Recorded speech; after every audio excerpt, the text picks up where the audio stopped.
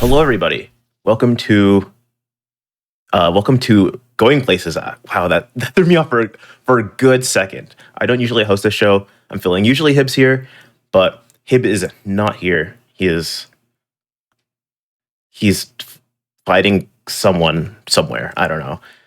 He talks about fighting me all the time, so that's what I assume he's doing. He's on his way over here. But this is Going Places, basically a speedrun travel show where we get to see different ports that were exclusive to certain regions, and also get to see specific handheld runs, which I'm a big fan of personally. I love DS and 3DS runs, so I'm happy that I get to fill in for him today. Real quick before we start, I want to mention that GDQX will be happening live from TwitchCon October 20th to the 22nd. It's going to take place on the GDQ stage, and it's going to be streamed here as well. So if you like watching, like some of the GDQ side events that are still live, you get to absolutely watch that still from the comfort of your couch, from your TV, you get to watch GDQX. And real quick, because this is happening tomorrow, I feel like this is very important. In honor of Hispanic and Latin American Heritage Month, GDQ Hotfix will be hosting a variety of Latin American and Hispanic runners. Tune in this weekend, starting tomorrow, from the 16th and to the 17th, of just a complete Latin American speedruns showcase, starting at 1 Eastern both days. But without further ado, we have Dextera_speedrunning. Croc, take it away. Thanks for mentioning the underscore, by the way. What up, everyone? My name is, as he said, Dextera. I'll be running Croc 100% for you guys, which is collecting all the Gobbos in this game. Look at this adorable cutscene, by the way, but you will have to check that out in some other video to watch the whole cutscene. So without further ado, I'm ready to start. I'll give you guys a countdown, or... Sounds good to me. Let's go in 3, 2, 1, go. Look. All right. Thank you, thank you. All right. So this is the adorable Croc walking around. He's also sitting here on my desk, by the way, if you didn't see it yet. He is routing or vouching for me. So 100%, what does that mean? I will have to collect every single Gobbo there is. There is 6 per level. And you also have these gems, these colored gems that I just took the blue one from. These open a door at the end of every stage. And these will have a Gobbo as well. So there is 5 Gobbos in the actual world, like in the levels, and then there is one more behind the door that you need all the colored gems for. Now sometimes these colored gems are hard to see, because they look very much like the normal gems. Also, the normal gems, basically, it's the health system, and it works a little bit like Sonic. So if you get hit, you lose all the gems, and then you can take them back. So it's actually quite literally like Sonic. So right there, we took a damage boost, which is faster than, waiting for the little thing to come out and hitting it. Right, here we're gonna try to avoid a damage. There we go. Okay, now I will try, there is a couple dead abuses that you can do here in the start that saves some time. But life count is very, very limited in this game. Thankfully, there is a live glitch we can do at the end of this level that will give us 10 extra lives, which is not even possible in the PC version, by the way. Basically, I'm gonna get hit as I hit the gong, and that's gonna underflow my gem count, and it's gonna give me a lot of lives. We'll see it happen in just a bit. Let's wait 1 cycle. The worm is basically gonna cause us. And it's very important I get that. Oh, missed it.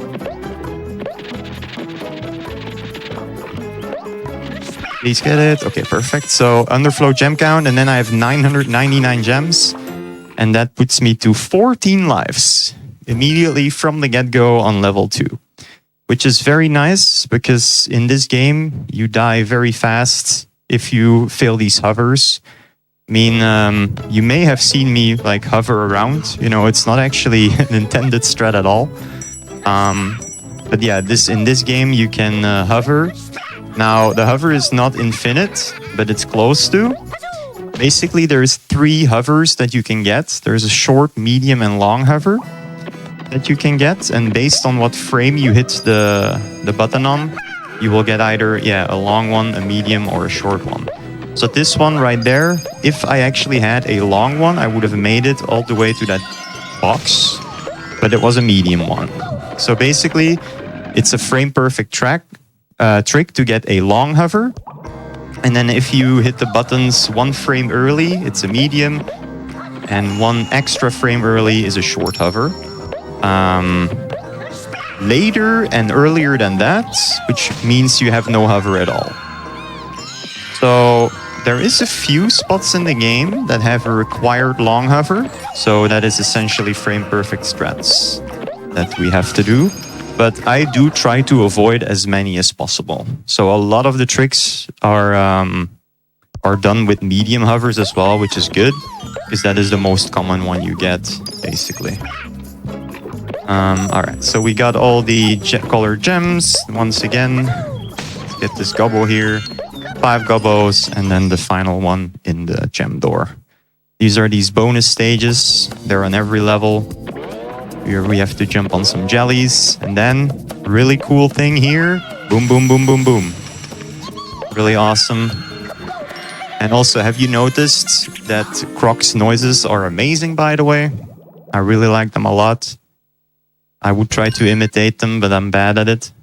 But yeah, you can hear it constantly. You can hear him constantly making cute noises. Also, the music is amazing. Maybe you've noticed that. And one thing that some people have not noticed is that the level names are really cool. You should actually pay attention to the level names. Just before I enter a level, you can see the level names. It's like wordplays a lot of the times. Also, this I need to take very good attention. And then if I look away from the screen, I will still be able to know where it is. Yep. Clearly, you weren't looking away from the screen. Clearly. Now, the thing is, sorry to spoil it, but if you know the first like 1 or 2 movements of the chest, you know where it's gonna land, sadly. So there's like 3 variants. And the one I just had is actually the fastest one. So if he goes left, the gobbo will be in the middle. So that's how it always works. If he goes to the right, there's 2 more patrons after that. Yeah, let's just dead abuse then here. I was supposed to have gems there, but that's fine. That was actually a very optimal dead abuse. Hopefully it actually registered that I got that gem. Yeah, it did. Okay, good. Huh, interesting. Here, if we're quick enough, we can actually make it on top of the platform while the platform is moving down, which is nice. Don't know why I took that chest. But a lot of times it's like, yeah, you need to know which chest has the gobbos. So there we go. Skipped a cycle again. But yeah, back to the hovering. So hovering is also the fastest movement in the game. And you want to do it diagonally. So you always want to hover diagonally as much as possible to have the fastest movement in the game. And then when you're not hovering, you can also hold R1 or L1, which is normally strafe. And you can hold that while running to also run diagonally. And that's also faster than just running straight. Also, this mini game is, you know, if you do it like this, it's actually really, really free. Like, I think what they intended for you to do is to jump to the left and the right. And then it's actually a very hard mini game. But if you do it like this, it's super free. There we go. 6th gobbo and the gong. Sometimes I have to hit like 3 times and then the gongs are still not hit. So the hitbox of the gongs can be janky. So after every 3 levels, there is a boss level. And in this level, there is no gobbos at all. Also, there is a cutscene in the start of each level, but I can skip that. So yeah, these are the boss levels. Oh, I was supposed to hold up and jump and not just up. All right, we don't actually need to use the platform because we have that hover glitch. Heck yeah. Also a convenient life there to add to the collection because the lives will be very important. But yeah, the only thing that I need to do here in these levels is just to try to beat it as fast as possible. Even for 100%, I don't need anything else. I just need to get through it fast. So welcome to Tutti. That's his name here. When you normally casually start this, you know, they actually don't hold you by the hand. They don't tell you how to beat it. But just by studying what he does, you can kind of figure it out anyway. He also has a nice star indicating you can hit him. But yeah, basically we tire him out by running away. And as soon as he's tired, we can hit him. And as every boss in every game ever, you need to do 3 hits. I don't know why it's always 3, but it is. There we go. And then we get to the next level. So apart from Gobbos, we also need puzzle pieces. And these puzzle piece levels, they unlock when you get all the Gobbos in the previous levels. So 6 Gobbos, and the third level also 6 Gobbos. And then you unlock this bonus level. And in this level, once again, the only thing I need is these puzzle pieces. So I don't need anything else. There is a puzzle piece at the end. And that's the only thing I need. So I just need to get that puzzle piece as fast as possible.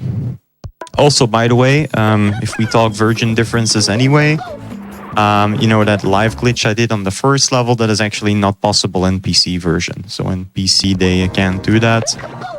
However, in PC, you can actually skip credits, which I will not be able to skip, which takes like 2 minutes, which is after we kill the, Dante, which is like the evil boss. These red guys, they make really funny noises. They're called the Dantini. And, basically explaining you the story is that they... wait, let me get this. Okay, I missed it. So basically the Dantini captured all the Gobbos and now Croc has to, go save them back. Croc actually, you may have seen it in the cutscene, but was like in a little buggy. And some Gobbos saw him and they raised him, and then he quickly got really huge. And then, yeah, Dante and the Dantini came around and they captured all the Gobbos. And now you're trying to save the world, basically. But that's what we're doing right now. So once again, yeah, as always, 6 Gobbos per level. Now, later on, in more levels, we will not actually have to collect all the colored gems. They're not part of 100%. Only the Gobbos and the puzzle pieces are. Now, the reason we can actually skip them is because some doors can be glitched in. So some of these gem doors, we can just glitch through them. And yeah, that's why we don't need the gems. Which is really cool. We can actually go through walls and everything, get a little bit out of bounds and everything. And this is one of the first levels where I show that off. Here we do a dead abuse at first. And we go in this door. And to get this 5th Gobbo, I also made sure to take a gem in case I fall in the lava here. There we go. And then we're gonna glitch past the gem door in a bit here. Now, it does require a medium hover, so if I get a short hover, I don't make it. Yeah, great. Peak of the devil. So now I need to try again. There we go. All right, good. And then we glitch past the door, just like that, without having to collect any of the colored gems. And then the Gobbo is always in this first one. There we go. 6 Gobbos collected once again. By the way, if you were not into the Croc news, this game is actually getting a Croc HD, believe it or not. the developer Jess Sum from Argonaut actually confirmed that there is a development for Croc HD, which is very nice. I can't wait for it. I'm very excited to see how it turns out. Also, I'm trying to hover to this thing, but I'm getting short hovers every time. There we go. Okay. I just wanted to make sure to not hit the Dantini there. There we go. But yeah, the developer has confirmed early development of Croc HD. But yeah, you know how it goes. Early development, it's gonna take a while, of course. But still, I'm pretty excited for it. Hopefully it's not like Metroid Prime 4. I have no idea if that's any good. But yeah, like in 1997, this game got released, and we are now 2023. So that's going to be pretty interesting to see in HD. Although I do feel like I'm pretty sure we will not be able to hover though in the HD version. Honestly, the hover glitch does make this speedrun really interesting. Without the hover glitch, it's not as interesting. But we'll see. We'll see. Still gonna be awesome to see the remake. I mean, they had to follow Spyro and Crash, right? Now just Rayman has to do the same, but it's not gonna happen. Anyway, but yeah, that's awesome. Awesome that we're getting a HD remake. When it is, I have no idea. It's just like one tweet or something from Just Sun that confirms it. So let's hope for the best. And if we're talking about Croc versions anyway, Croc 2 did get a release. Croc 3 did not. It never got released. But if you didn't know, it was actually supposed to be an online multiplayer game, which is actually really cool. It would feature 2-player and 4-player co-op, and you would have to work together for progressing in the game, which would have actually been really cool. I would have liked to see that for sure. But yeah. Oh yeah, some more about the movement in this game. It is complete tank controls, by the way, but in the speedrun, it's not actually that bad. Like a lot of people say the movement is really bad in this game, but while hovering, you can also press R1 and L1 to actually do some really decent turning around, and that makes it a lot better. Like these tank controls don't really matter that much for speedrunners, honestly. Right, so here we just go head to head and get the couple like that. There we go. This is an example of me like walking while holding L1 there. It's like looks a bit weird, but yeah, that's how you run diagonal, just to save a little bit of time. Oh yeah, sometimes the camera gets stuck as well. If your camera is too close to a wall, it gets stuck. All right, so a few hovers here. Okay, nice, and then one box with a gobbo.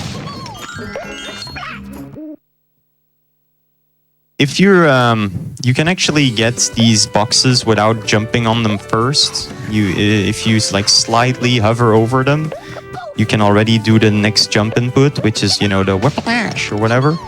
That could save some time over time, but it's kind of hard to do that. Same for the boss that's coming up. You can do the same thing. It's a little bit easier there, though. All right, let's get this. Ooh. Yeah, there's some lag here for sure. And, you know, crocodiles also swim, right? So we got some swimming levels as well.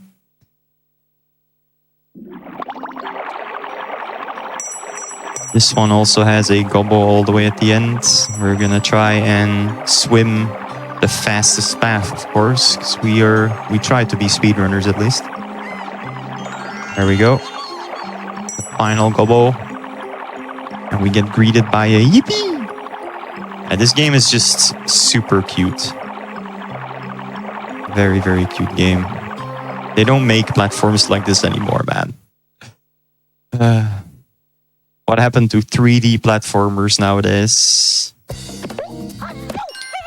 It's all like about the 2D platformers nowadays. 3D are not really being made much anymore.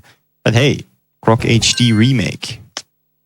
I wonder if they're gonna introduce a lot of bonus stuff as well. Really curious. So yeah, second boss. It's a a ladybug with giant ass boxing gloves, which is actually really cool. Very nice design of a boss, if you ask me. So yeah, once again, we're gonna abuse some hovering. We don't need those platforms. And we're gonna go straight to the boss. Because, yeah, 100% you don't need to collect anything in these boss levels. And then after that, we get another bonus level that gets us another puzzle piece. So here he is, the boxing lady bug. So sometimes his hitbox is kind of jank, but it seems fine right now. Once he starts moving towards us, we move away, and then we move a little bit closer to him again, so that he, you know, punches quicker. And here you can do it as well, like you jump and then you try to already do the, you know, the hit impact before you actually are on top of him. And if you do that, you will be able to hit him earlier. Okay, that was... there we go. All right, that was good.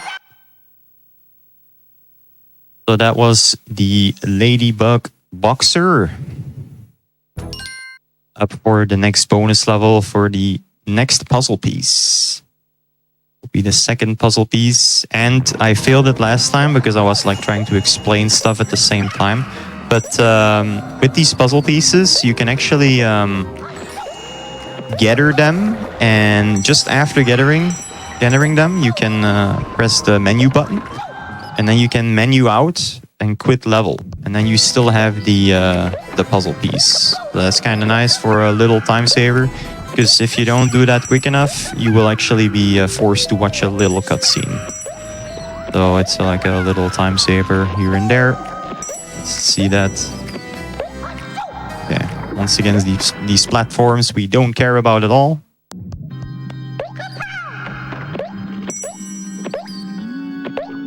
All right, here we go. There is our puzzle piece. There we go. It's actually not hard at all to do this quit out. It's still kind of cool.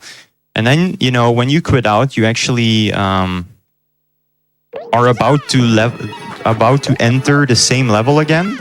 But what you can do is you can hit X to enter the level, and then quickly after that, hit right. And then you're actually still gonna enter the next level, which is really cool. Like, if that was not possible, we would have to wait for the animation of pressing right to go to the next level. So it's very nice we can do that. Otherwise, this quit out would not even be that worth it, I think. All right, first wall jump of the game. There we go, nice.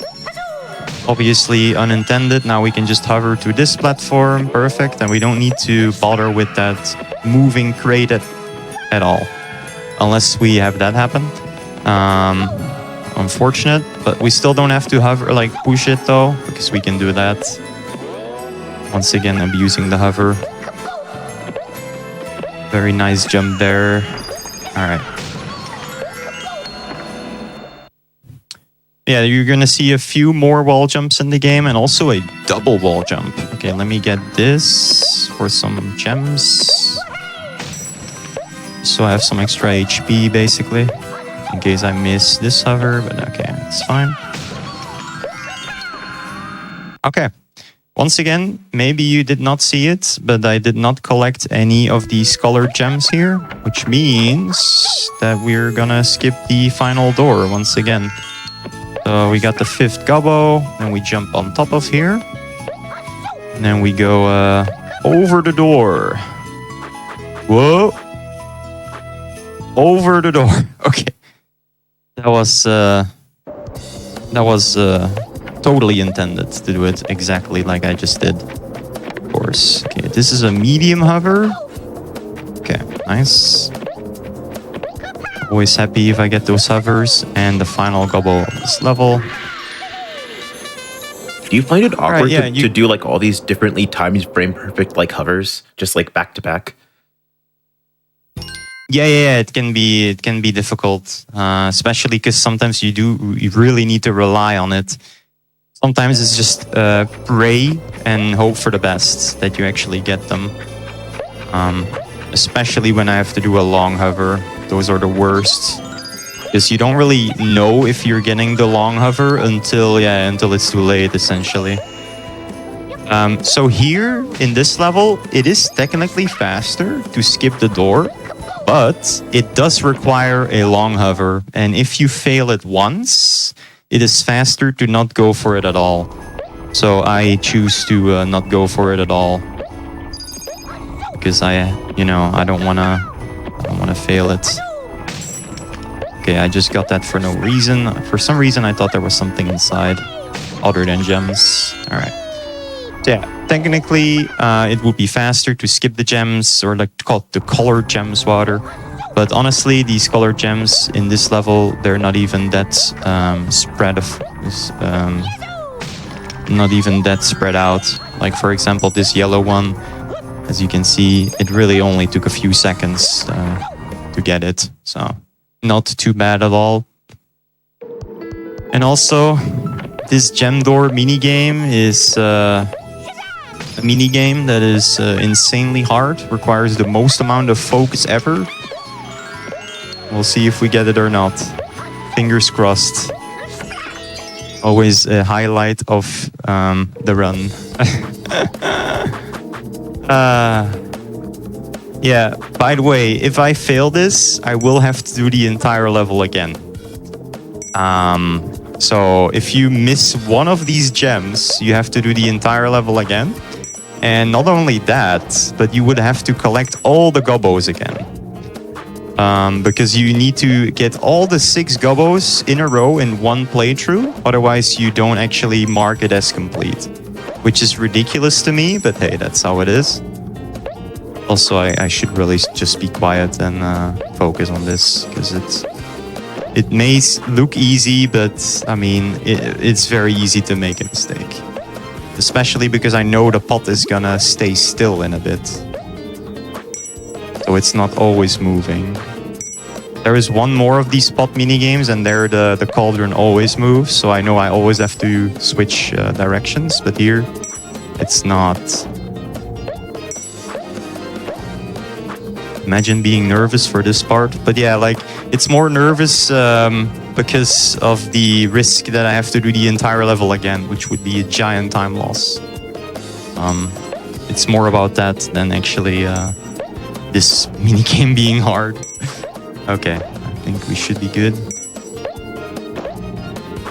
And sadly, there is one more of these, so we have to sit through one more of that later. But that was good. We don't have to do the entire level again. Let's go. Let's go. All right. Hype. All right. Riot BRRR. This one requires a medium hover as well. In the next room, if I don't get it, I will fall in the water, and it's going to be like a 10-second detour to get a key that I normally don't need. So let's see. Oh. Yep, short hover. Okay, we have to do the detour. So we're supposed to land on that platform. I actually haven't had to do the detour in a long time, so I hope it's going to be fine. But normally you land on that platform, you get the Gobbo, and then you can keep moving on. But now we should just do the normal way. I mean, I could try for the long hover again, but let's just do the detour. Which means getting a key, a white key. Which is not too bad. Also, there's a dead abuse coming up then at the end, because it's kind of worth it. So you do have limited lives, but sometimes the dead abuse is just really worth it. Which is the one on this screen here. This is also the screen where I need to do the detour now. Since I missed the hover. So we need to stand on this. Then get the key here on top. There we go. Alright.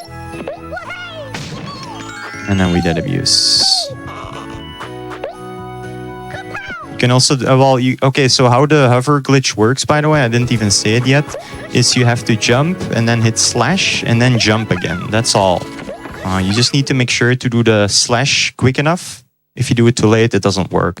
And then it's all about the second jump input, whether you will get a long hover, medium, or a short. Oh yeah, I do still need to get this. I think I didn't... I think I did something wrong in the wrong order. I forgot what, but now we have to go back.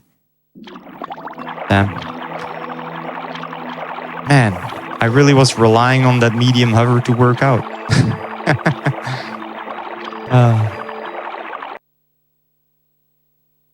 Alright, let's quickly go through there again. I mean, it's not the worst in the world, at least.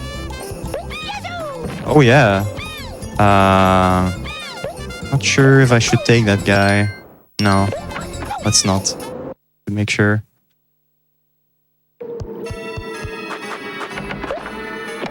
I think, oh yeah, there is a way to actually, there is a category as well in the leaderboards that gets Gobbos in different places and just enough to finish the game. And I think that was part of how you do it. All right.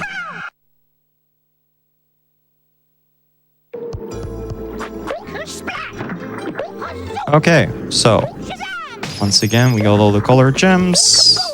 We can open the door and get that final Gobbo.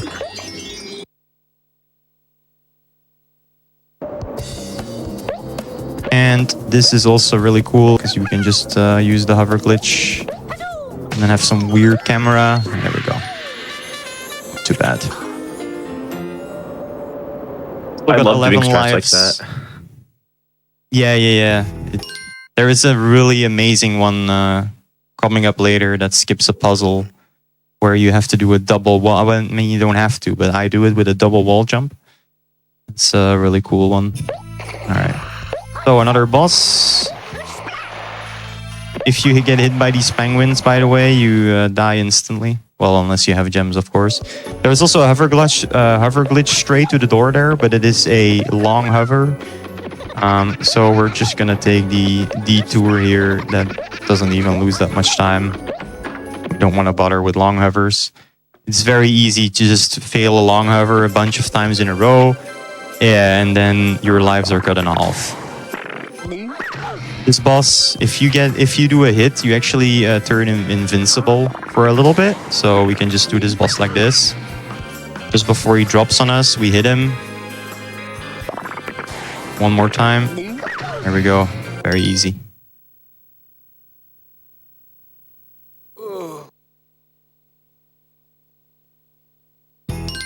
Okay. Up next, once again, a puzzle piece level. There is a life, though, that I'm gonna grab just for safety. Just to get more lives, to get more safety, because the desert worlds are coming up after this ice world. And the desert world, hello? Okay. Is where the difficulty starts to rack up. Yeah, slippery platforms are never fun. Alright, so in this box there is a life. There we go. Safety life. And once again the quit out thing after grabbing the puzzle piece. Alright, so that's the ice world done. Actually I'm stupid. Never mind. Yeah, there's still a part 2 and then there is an underwater boss actually. Man, do I even run this game? It's fine. Okay, this level has another wall jump as well, which can be pretty difficult sometimes for me. I don't know why, but nevertheless, first we have to get these Gobbos, and we also have to get all the color gems here. We cannot actually skip the color gem door here, sadly.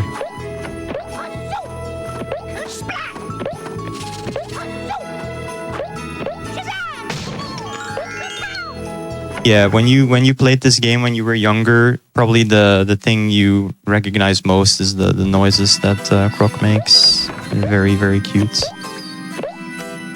Yeah, I've never played this game before, but it seems so cute. It really is.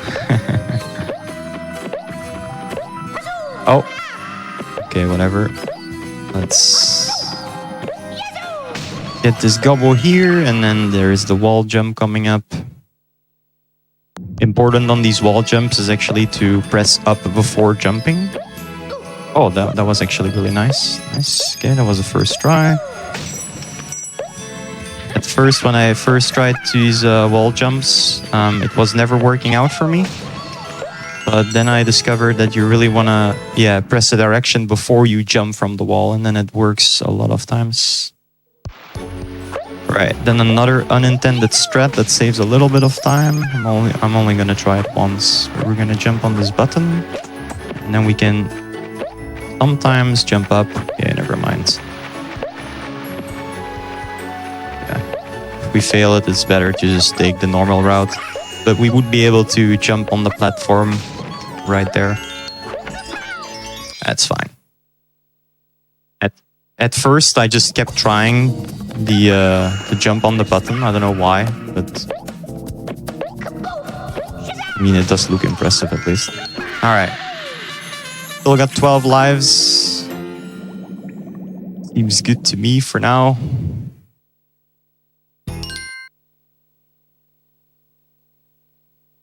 Number 2, 5. Oh yeah, this one. Hover a little bit to this middle platform. Just kind of almost a blind jump. You might as well that abuse there now.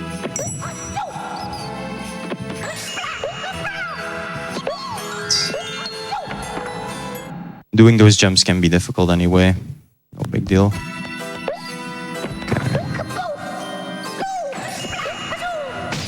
Since I do need gems for the next door, I'm getting these gems here. We're gonna do a damage boost. It's gonna save a lot of time because the box is hovering above water. So we can just get it while walking and jumping like that. And the damage boost basically allowed us to do that. And you need gems for that, so that's why it was very important to have gems before I entered that room. Alright, another wall jump.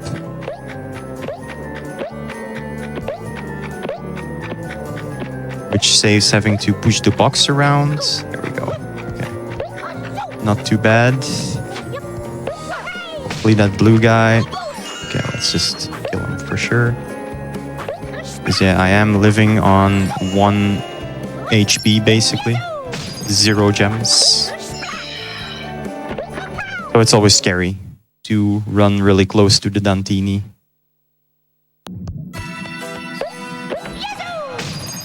Alright. See here. This purple gem right there has a really weird hitbox. I don't know. Oh. Oh, rip. At least I got the gem, but I did take another death, sadly.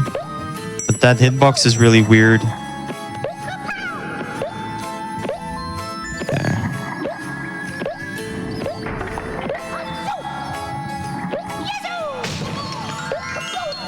Alright.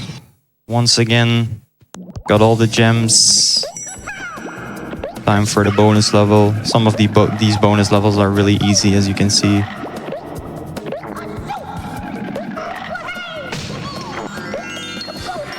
We even have a key left over. Yeah, sometimes when you accidentally press jump while in the air, you know, you do the yazoo, and then it looks really cute, but you take damage and you die.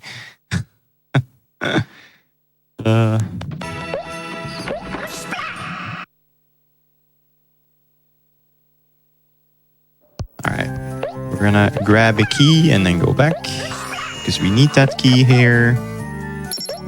You could choose to dead abuse this, but I'm already running lower on lives, so let's definitely not do that. I mean, this one doesn't save that much time anyway.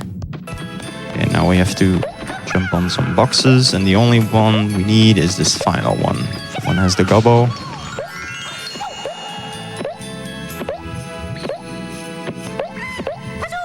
Oops. Alright, time for another mini game, this time with penguins. No penguins were hurt in the making of this speedrun, by the way, don't you worry about it.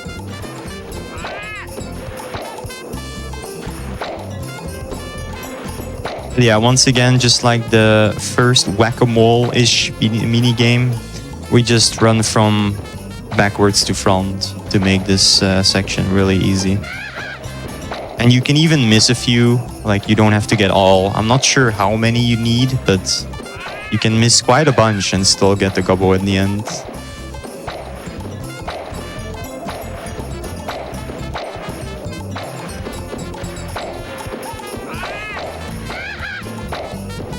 Yeah, the music can be very good in this game for sure. There's also apparently more variance in terms of music than in the PC version. Discovered that not too long ago. That in the PC version there's a lot of the same kind of music. In the PS1 it has a little bit more of a diverse music.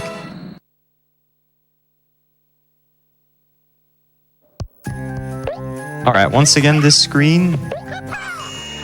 This time we just move on. We could have chosen to do a long hover to avoid these platforms altogether, but yeah, at this point you probably know my standpoint on long hovers. It is avoid at all costs for me, because they're very risky. Here a nice jump strat you can do right there to get on top of the top platform as soon as possible. Here we need this color gem here, because we are not able to skip any doors here either.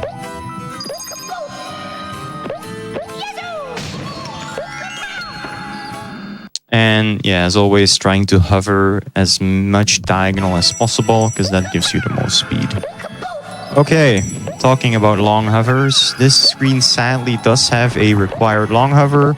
I mean, I guess nothing is really that required, but if you do this normal, it loses so much time.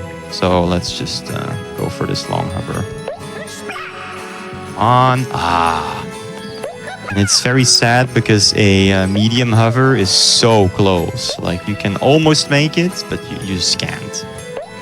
It needs to be a long one. There we go. Okay. Thank the lords.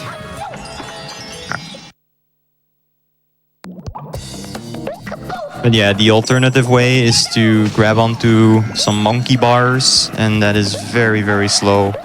We want to always avoid the monkey bars in this game, because you move extremely slow.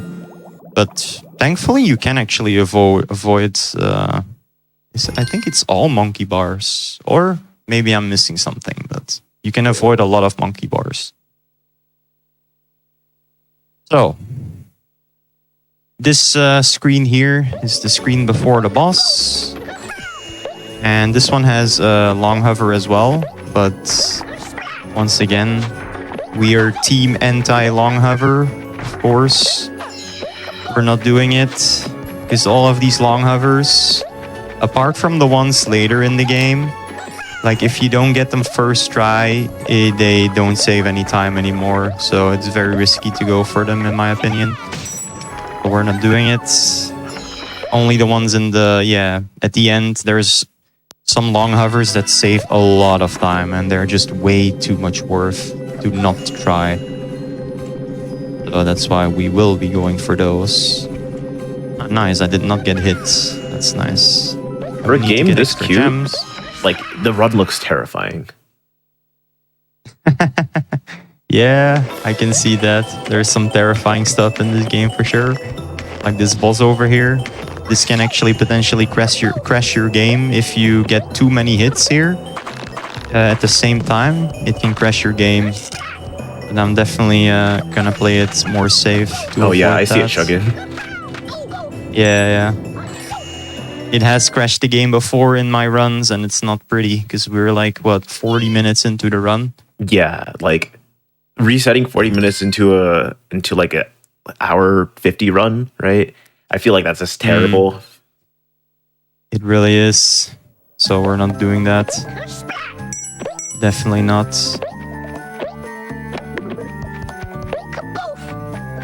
Okay, that was another medium hover. These platforms are very slippery. So I always want to take them slow. Alright, there we go. Okay, now we get some more free lives.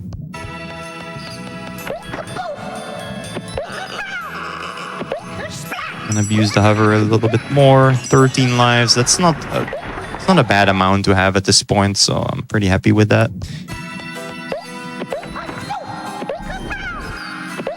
So the desert is approaching.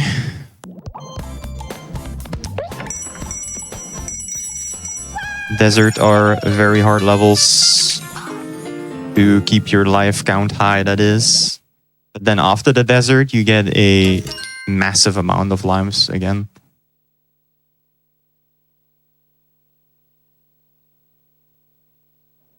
But the soundtrack, though, so good.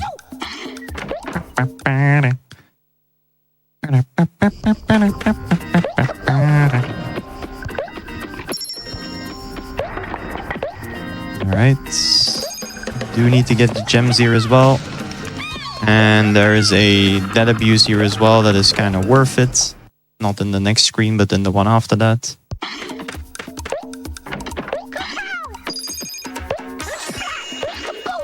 Okay. This is the famous level called Light's Camel Action. Okay, damn it. I already wasted another life. Careful. Oh god, what am I doing? Okay. I need to wait and then go here. Yeah. And then you do the dead abuse. So now we just waste like 3 lives, like nothing. Onkaes. Okay, so if you stay to the left of these platforms, you can actually jump. It's nice. You don't have to do the level normally that way. Now we get one more gem. And we go to the next level here. Screen rather.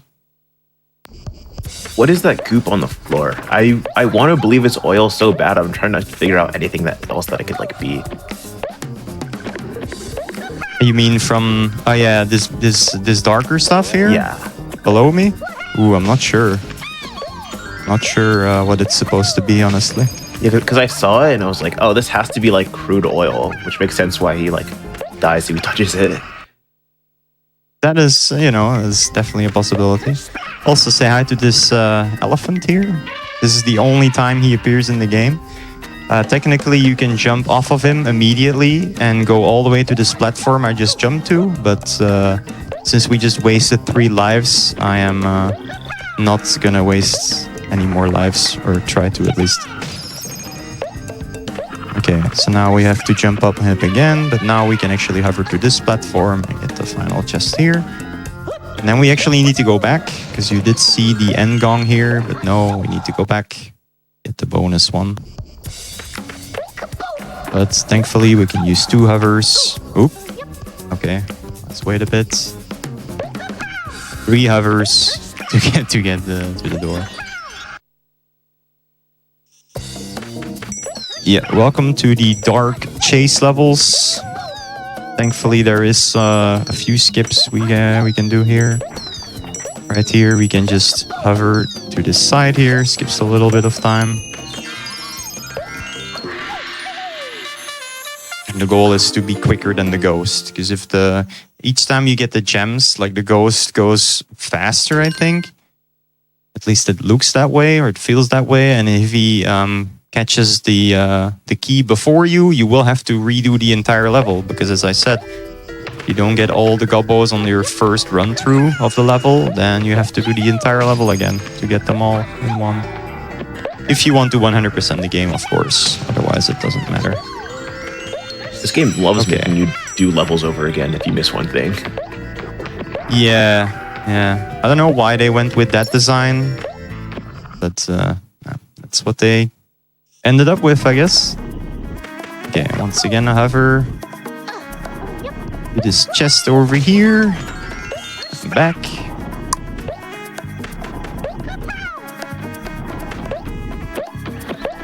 And we get another bonus life. Very much appreciative life. There is also the root Actually, the root is actually, in fact, in this game. You will see him. I'm gonna wait just to show it off right there. If you get hit by him, it's actually very, very bad. He's basically, you know, just like any whirlwind does, he throws you everywhere. Sometimes he throws you in the pit and makes you die. We'll encounter the root a few more times. He shows up later as well. Okay, so yeah, this should always be a good... Oh! Okay. Normally it's a better cycle. I don't know why he's showing up there at that point, but hey, it is what it is. Alright, yeah, and now we jumped into a pipe and we immediately go to a water level. I always thought that was a little bit weird, but hey.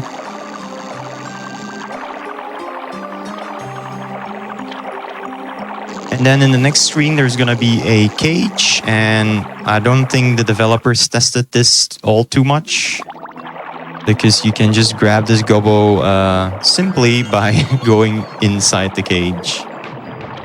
Yep, we don't need to get a key or anything. It's the most free strat in the game. Doesn't look developer intended. No, it does not. Right, these levels are also kind of cool. They're dark, but you get you know, temporary light, which is kind of cool.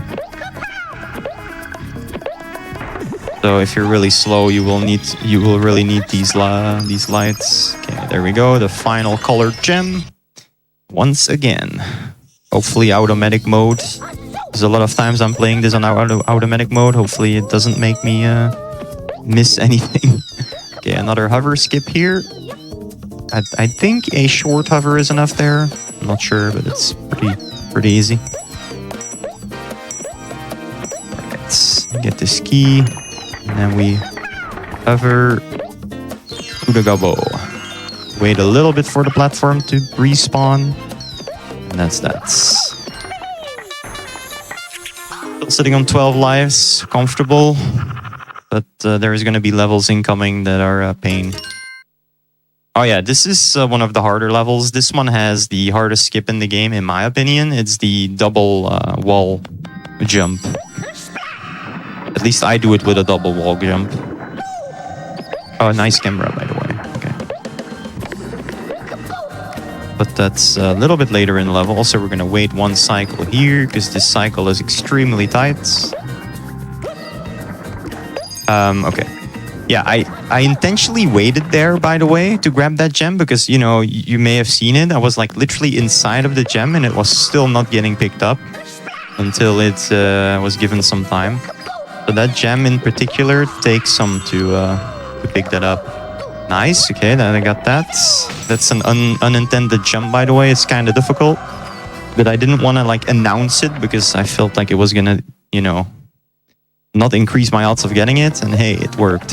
So we got that. It's very nice. More hovers here. I could probably say that in every level. Some more hovers here. Alright, and now we're moving closer to the puzzle skip. Or, well, the hardest skip in the game, basically. At least if you ask me. Let's open this door over here. Hit this box, and then it's the puzzle. So what you're supposed to do is go on like this moving platform and then basically go to a lot of smaller platforms with that, but we don't have to do that because we can do this. And we got it first try, let's go. Okay, that looked very easy, but it's still, like, to me, it's the hardest skip in the game. So it's very nice that we immediately got that. That looked very, very clean. And if this was a live marathon, everyone right now would be clapping. But there is nobody sitting behind me, so that's a shame. It was probably getting suppressed a little bit, but I clapped. Yeah. Nice. Let's go. Okay. Very nice level so far. We do need this cage, or this key, I mean, to open up a cage, so we can hit a button and it spawns some platforms. And then we do another unintentional thing to get the fifth gobbo here. Oh, sometimes Croc holds onto the platform weird. So we can actually make it on top of this platform. Failed it. That's what we're gonna do.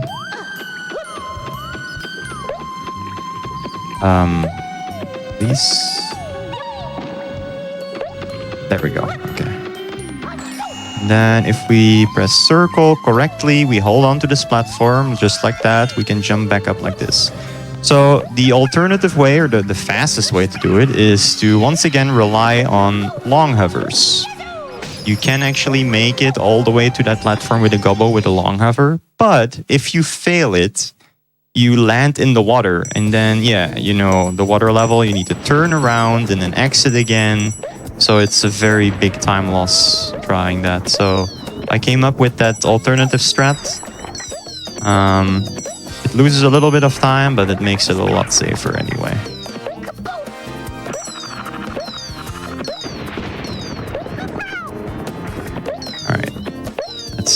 Free the gobbo here.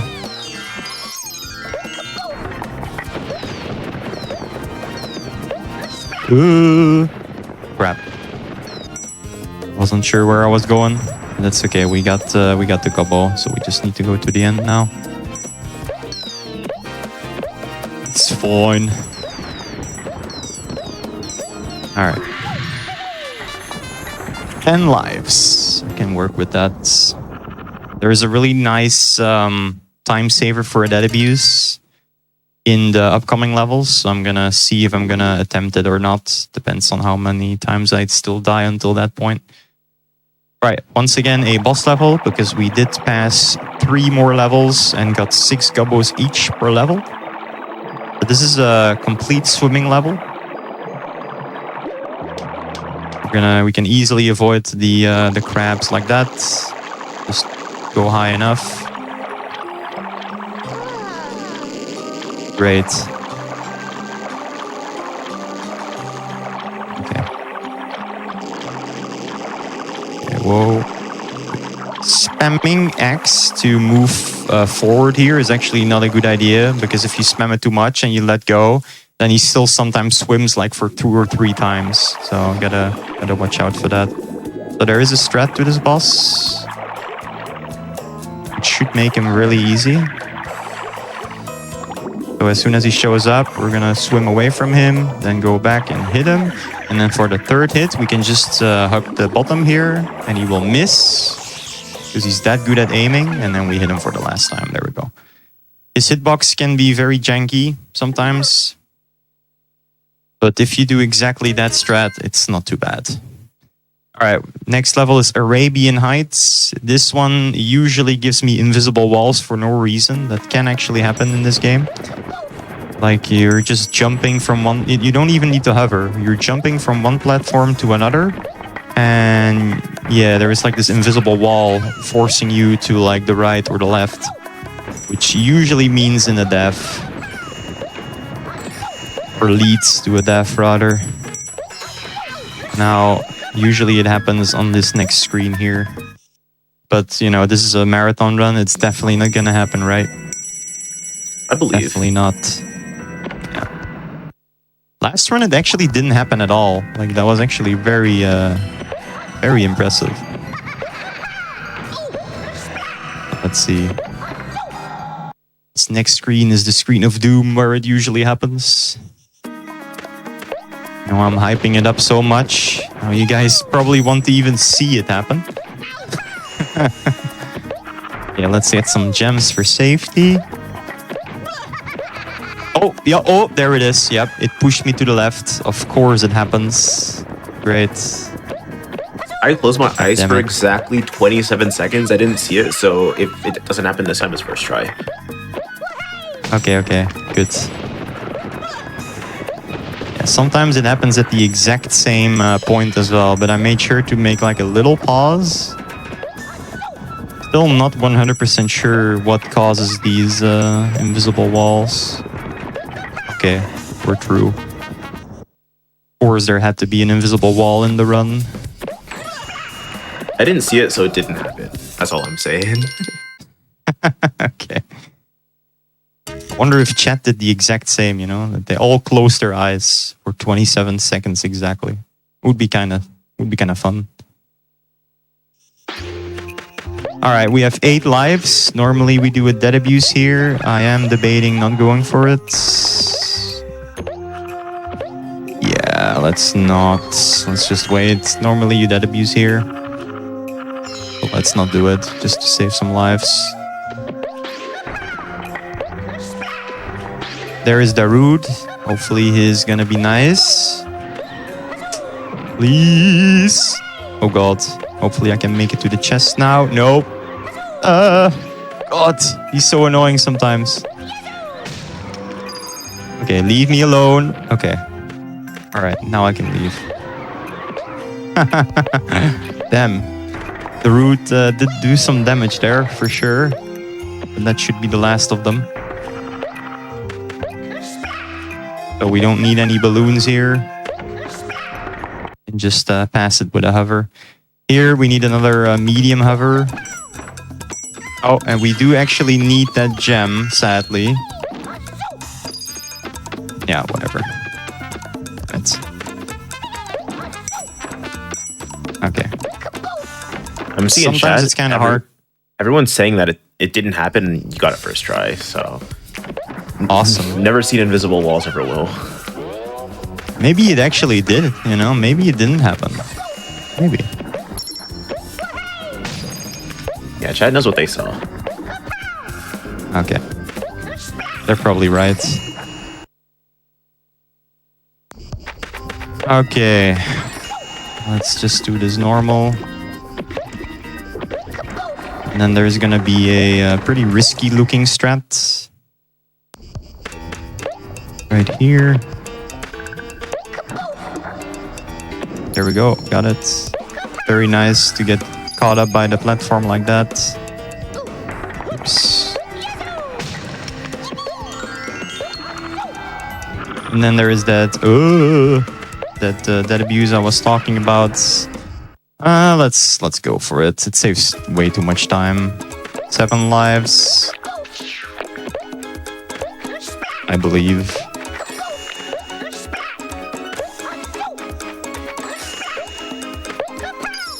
So this is the dead abuse I was talking about. It saves a lot of time because yeah, you don't need to go back at all.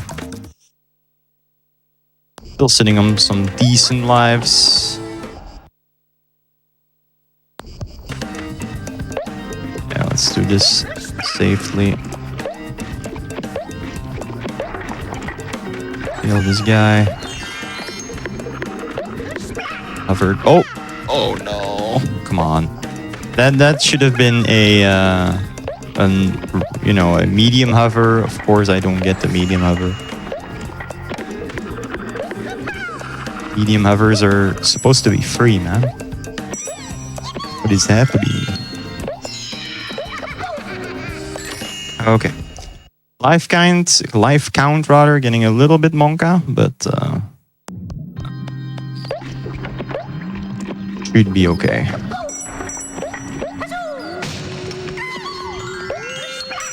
Then, probably the most funny gem door mini game ever. Like, you can literally jump to the other side, to the end. You don't even need a hover for it. You can make this jump without too, but it's kind of a joke. There it is. Normally this level takes quite a while, but yeah, no need, because we can literally just jump to the final platform like that. I feel like as an adult, that's just really easy, but as like a child, I would like be stuck there for like months, and I would never finish the game because of that. Oh yeah, I mean, for sure. I mean, as a casual, you would just do it normal, right? You wouldn't even try to skip anything. But yes, this game, you know, just because of the controls, it is actually very hard. If you don't know about the pressing of L1 and R1 while jumping or hovering, no, damn it. Well, that was a dead abuse then, I guess. But yeah, if you turn with R1 and L1 while jumping or hovering, the movement is actually not too bad at all in this game. makes it a lot better. But yeah, if you're not a speedrunner, you don't know that. So in that case, the movement is very hard in this game. Okay, so in this next level, I'm actually gonna hold right and up, and that's gonna make me land on these platforms already, which is nice because then it lines up and I can take a damage boost and then land on here and get the Gobbo immediately. Very nice strat. If you don't hold up and right, you actually don't land on those platforms at all and you can't make that cycle. So you need to kind of know that the level is gonna come up. Okay. Sometimes it can be very scary if you are expecting a hover and there is no hover at all. But yeah, we're fine.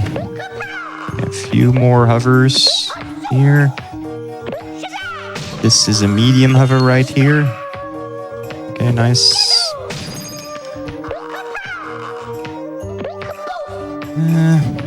Not too happy with the life count, but we'll push through. At least we get a life here. I was about to say, I believe, and then I like saw the number. I still believe, but ooh, it's scary. Yeah. Okay, had to take that save there. Yeah, this screen can look pretty scary too, but it shouldn't really be that bad. As long as we get the hovers. Okay, we got the most important one. Also quite some lag. Sometimes lag will cause me to fail this hover, but we did it. That's good. Sometimes lag frames, if they happen just as you're supposed to hit the second jump input. Alright, and now we need... Yeah, oh yeah, this is actually... I mean, this one has a skip with a long hover. But yeah, I avoid it. I just do this level normally. A little bit safer. Just a little bit. Doesn't really save that much time anyway.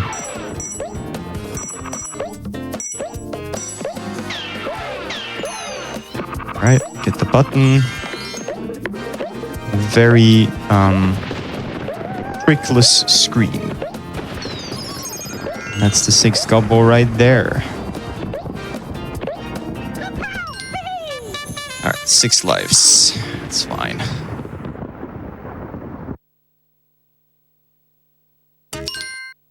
Life's a beach, by the way, this level name. Beach as in, you know, beach next to the sea. They're, what is it? Very cool level names.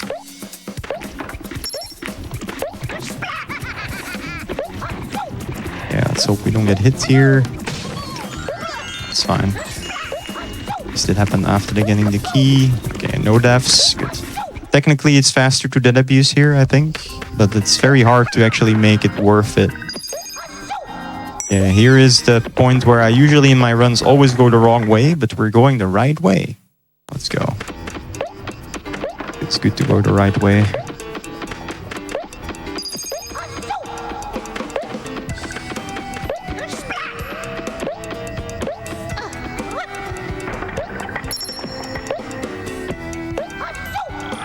Hover again. There we go. Nice and easy. Now we have both keys to open this chest over here. Or there we go. And the door.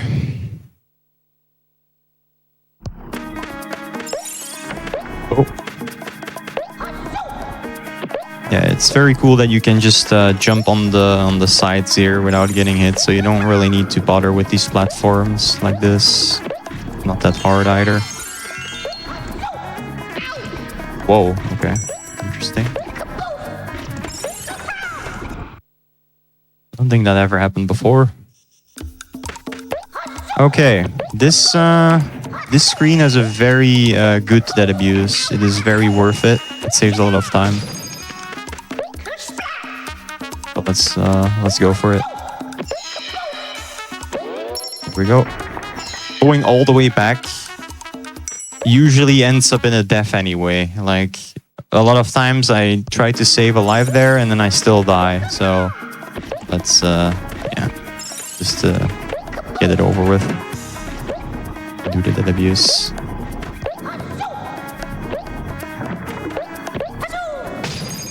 I love these strats of just hopping along the side of like the platforming section to just get past it really fast. Yeah, it looks very nice and it's very fast too. As I said, it's really cool that it's even possible that you can do that. Appreciate the devs for allowing that. Alright, that was the final gem. Colored gem rather. And we have a bunch of small platforms. And instead of going all the way around, we can just hover to the end. Nice and easy.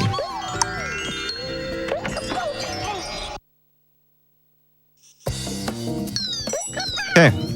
And then there is a medium hover waiting for us. We got it. Nice. And then probably the worst platforms in the game, where you can barely even see them. There we go. Yeah, probably the hardest to see platforms in the game. Like, they're so dark. I remember in the first runs I've done, I've died multiple times there. You know, when I first started doing runs, you know that if you remember, if you were here in the start of the run, you saw me do the live glitch where I underflowed the gem count and I got like 11 lives. The way I used to do runs was to do that a few times, so I get like 80 lives or whatever, and then I would start a run from that save file. So it would not be a legit run, but it would be the only way for me to actually beat the game without losing too many lives. So it felt very satisfying to be able to do legit runs where you just do the glitch in the run and then finish it like that. But yeah, it's a pretty hard entry barrier for this category especially. Just because of the constant lives you tend to throw away while playing this game.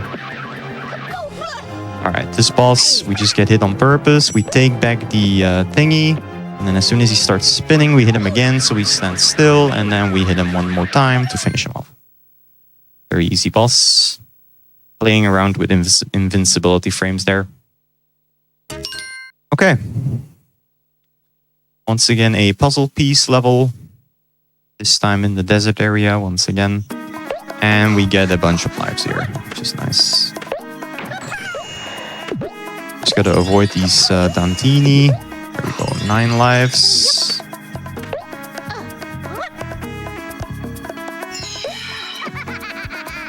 Not too bad.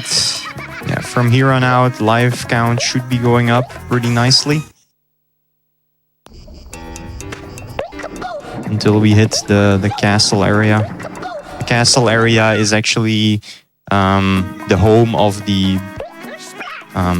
best hover glitches there is. Like the biggest time savers.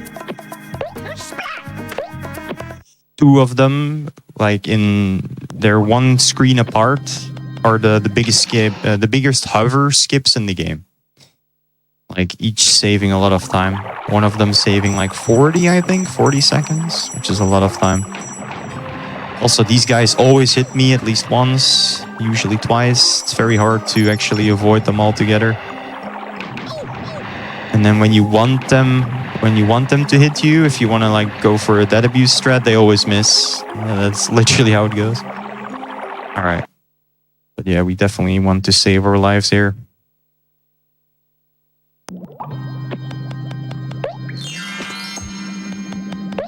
All right. Puzzle piece again, which means we will do the exit out, quote unquote, glitch. By jumping into it, pressing start, and then quit level. There we go. Skip the cutscene.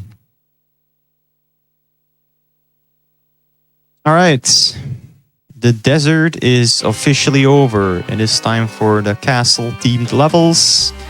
In the start, we get another bunch of lives, and then it's all about the hover glitches from there. So, these are all required long hovers coming up later. Oh. I don't want to get that. So yeah, 2 more free lives. And instead of dead abusing to go to the start, we're just going to wait. It doesn't lose that much time. Unless you opt to go for the long hover. Like basically that is where we spawn in, that platform. We can long hover all the way to this platform I'm jumping on right now. It is possible, but it's very difficult. If you get these chests there at the bottom, which I got, you can opt to do the dead abuse. All right. One of the bigger skips in the game. We did actually get a long hover, but my angle was really, really bad in the start because I really want to get that gem. Oh, there we go. 2 in a row. Nice. So that's a long hover. Successful long hover. Nice to see. Now, these monkey bars are very, very slow. So what we can do is we can just jump on top of them once again. Makes this section a lot easier. And then if we're quick enough, we can make it on top of this platform here. And then in this next screen is the biggest skip in the game by doing 1 long hover. This screen is very long if you don't do it. Not even sure if I ever... Yeah, I think I did this screen once casually the normal way. But yeah, all we need is hovering from this platform to that one. With a long hover, let's go. Nice. That was actually 3 long hovers in a row that I did. But, damn it. I forgot to hold up. If you hold up here, you land on that platform immediately in the start, saving some time. But I forgot. Yeah, 3 long hovers in a row. That's kind of nice. Once again, they are frame perfect. Can I make that platform? Yes. Okay. Close one. Okay, now since we didn't die, we don't actually need that chest there. Usually I get that chest for some extra gems. We don't need that now. We do need to hit these buttons here. The Gobbos in these chests.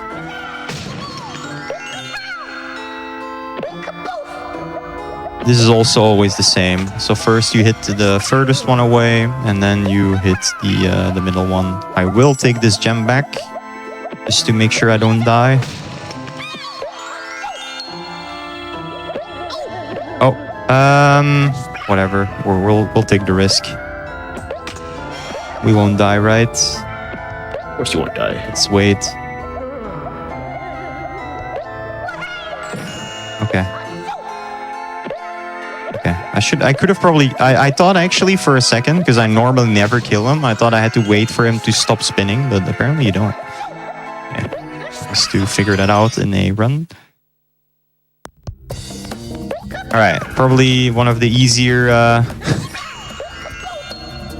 extra, what is it, Gobbo gem door thing. I don't know why it's that easy, but that's how it is. Alright, pretty relaxing level now. It's called Hassle in the Castle. This one is usually pretty consistent. It does have some hovers though. All mediums. And we need this gem right here. Ooh. I'm not even sure if that was a medium. I guess a short hover is enough there. Okay.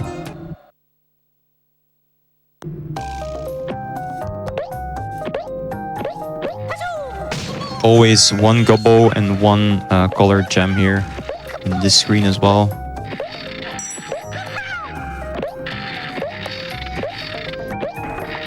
And it's like slightly lower than the rest. There we go. So it does stand out a little bit if you pay attention to the detail. Here it's a nice skip. We just land on this iron thing or steel or whatever it is. And yeah, it's nice that it has a hitbox that we can just jump on it. And we don't have to bother with those platforms. Here once again a gem and another Gobbo. There we go. Very nice.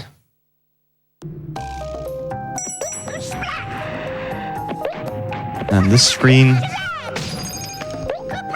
is a lot tougher in any percent because it does require a long hover, going all the way from the first door to the final door. But yeah, we need this Gobbos, so we can't do that. in general, I enjoy this game more in a 100% sitting because I do like to collect everything. At least, you know, almost everything. Technically, you don't collect all the colored gems, as I said, because you can skip a lot of these colored gem doors, but I do prefer collecting everything here. Also in Spyro, I prefer 120%, for example. Okay, let's get some gems here. Oh, I already had like 1 million.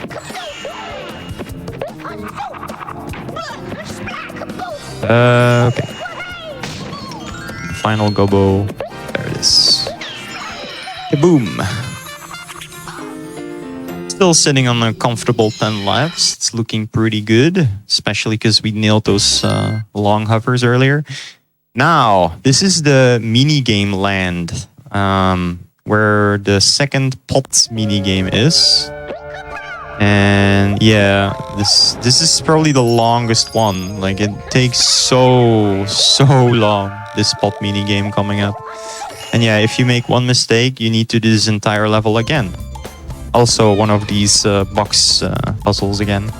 But just by looking at the first movements, I already know it's gonna be in the middle. The game, but I know it's gonna be at the middle.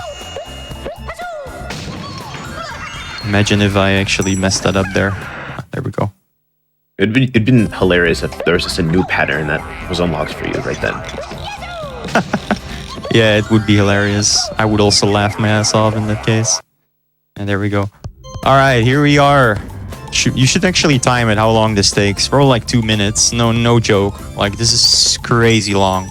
But at least in this one, it always changes every time. It doesn't stay in the same spot for even 2 in a row. It always changes. So at least I know I have to jump every time. But yeah, I'm looking at the timer right now. Okay. If it's all the way on the right side and then the next one is all the way on the left side, you know, it's actually kind of tight sometimes. Here, and it's doing that constantly now. Yeah, I'm gonna stay quiet for a bit just to make sure that I get this. If there's anything you want to talk about, by the way, this would be a good time. Yeah, absolutely. Since there's a bit more of us here now, and also probably some people, you know, skimming around in the YouTube VOD, I see you. You are watching Going Places, the show that's basically just a speedrun travel show, all about isolated ports and handheld speedruns. I don't usually host a show. Usually it's Hypnotics, my good friend. I love that guy. But for me, for today, it's me. And I'm just here to have a good time. I like watching some of these 3D platformers and 2D platformers as well for the next game. I love watching this show, I'm not gonna lie. I've watched like most of the shows just because, you know, everyone's an absolute homie, but I love watching this show because it's super cool. And if you're watching on YouTube, like I said, make sure you subscribe and you watch live. I saw that took like 2.5 minutes. That was so long. I told you. It's crazy.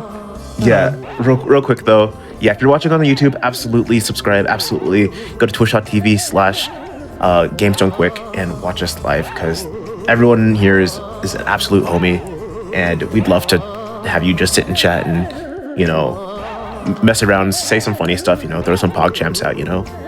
But yeah, back to you. Yeah, that's crazy long. And once again, if you make one mistake, you need to do the entire level again. Like, it actually happened before in a run that I did. And it happened on literally the final one. You know, it's like a heart, and then it's the Gobbo, and I failed the heart for some reason. So yeah, that was like an immediate 3-minute time loss. Also, there's 3 doors here. If you take any other than the left door, you need to do this entire level again. So if you made it through the pot game and you take the middle or the right door, well, there is no Gobbo there, and you will need to do the entire level again. And that's not even a joke. That's literally how it is. It's very bad design. Like, imagine having to sit through this pot mini game like at least 3 times if you do manage to take the wrong door twice. It's insane. It's actually insane. But hey, we made it past. Of course, thank the lords that it's always the same door. Imagine if it was like random. I don't think anyone would want to speedrun this because of that. I don't know. I think the speedrun would be a lot better if instead of levels, it was just that plot mini game, and instead of boss fights, it was just that plot mini game, and instead of platforming, it was just that plot mini game. It would be really good. It would be really good, yeah. And if you mess with once, you have to reset. Yeah. I mean, at least it would be fast, because it would just be those mini games back to back. Oh, look at his life count, man. 16. Let's go. Not that it matters that much anymore, but... Alright, once again, a boss. Very easy boss if you know how to do it. We're gonna hold circle in the start so we go around, and we're gonna do a hover. Nice. That is actually a medium hover. With a short hover, you don't make it. Then after this screen, there's the boss. He's holding on to a balloon, and he was gonna throw like these enemies, and we have to redirect them back by making them run on like these, what is it, trampoline thingies. So we're gonna have like a specific strat here. We're gonna stand close here. As soon as he throws one, we're gonna jump to the other side. And then they run and they hit the boss. And then we're gonna do that 3 times. Very easy. You can actually make them land on this platform immediately. I've never done it though. I don't know how to do it, but it is possible. Alright, there we go. 3 hits, as always. It's always 3 hits. Move on. Skipping the cutscenes. And on to Smash and C. Which is really funny. Because there's a lot of these key doors. And we're not gonna have to use a single key. So there is a key in one of these boxes. But yeah, what we can do is we can just hover around and there's no hitbox on the side. It's very funny. And literally every screen like this can be done in the exact same way. So yeah, hover glitch, pretty awesome. In this level, we needed to make sure to hold up for a little bit, but not too much. If you hit up too much, you get hit by the... I mean, you instantly die because of the guy. But if you don't hold up at all, then you don't actually make that that platform that was moving up, which I grabbed onto. Yeah, that was that. And I messed up the pressing start quick enough. But yeah, very quick level because of it. And all of the doors that are similar like that work like that, apart from one for some weird reason. Nobody knows why. The final gem door in the run, you cannot do that skip like that. So for the final one, we do need to actually get all the gems to be able to enter the door. Nobody knows why. At least that's what they say. I never tried it myself, but I trust the word of the speedrunners that it's not possible. Alright, this is another long hover here. We're gonna hover all the way and we're gonna avoid these damn monkey bars. But we did not get a long hover, so we failed. But these monkey bars are so slow. And there it is. Long hover achieved. Nice. Never touch the monkey bar. Never will. Yeah. Can be risky. Gotta watch out for them. Oh. Ooh, okay, I need that key. I mean, technically I don't need that key because I can just avoid the door, but going into the door is quicker. Alright. So we can just hover to the other platform now. This one only needs like a medium, I think. There it is, and we can just enter the door. We can also hover around the door, but this is faster now because we can just get the key on the way anyway. Alright, once again, we're gonna jump on top of the monkey bars. And this is another long hover here. And we got it nice. Very nice. That was less nice, but it's alright. It's kind of okay. hard to, you know... It's Time okay because it. you got that long hover, so it really just like, it's fine. Yeah, You exactly. saved your time. Yeah. Definitely. Because that long hover is not that easy, so... I mean, every long hover is just as hard, I guess, if you think about it. Okay, so look at this gem door. Look at it again. There we go. It's beautiful. Oh. Yeah, that's what happens if you land on the edge of platforms like that.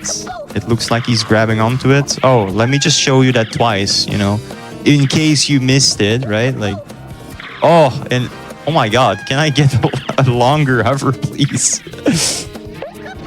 Please? Okay, there we go. I closed my eyes for another okay. 20 Ooh, my eyes are actually still closed. Ooh.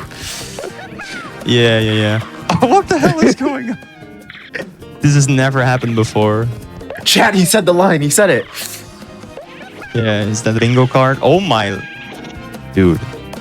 Yeah, this is how you sometimes rinse through the lives? Okay, I don't understand.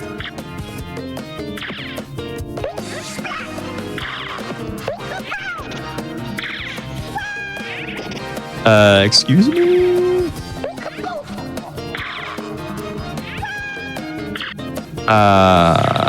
Maybe I should wait a bit longer, huh? Wow, this, yeah. This is very interesting. Yeah, literally, like, this is the first time I ever had struggles with that. Well, those 16 lives have now transitioned into 6 lives. Let's see how like that golf, works out actually. for us. It's the less you have, the better you're doing. Yeah, hopefully it works out that way.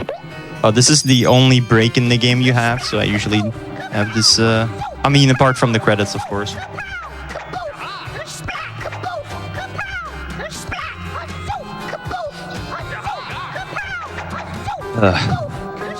Apart from those 2-minute long credits later. This is one of the only breaks in the game. Basically, you can just stand in the middle and just... Or you can hit them earlier, it doesn't really matter. And then as soon as the camera changes, I can actually jump and maybe hit the box immediately. Like that, it would be cool. There we go, nice. Okay, we do have to do dead abuse here. So it's gonna... Oh my lord. That's not the one I meant. Okay. Whatever.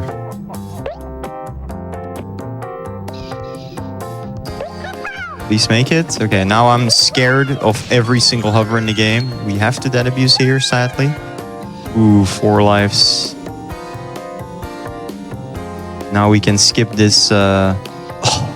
Okay, everything is going wrong right now.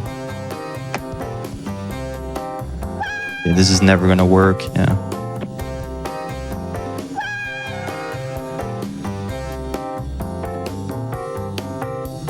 Ouch. Yeah, everything is going wrong. I'm not sure what's going on. Oh, lord. Okay. 0 lives. Woo! I'm sweating. Ooh. I'm sweating.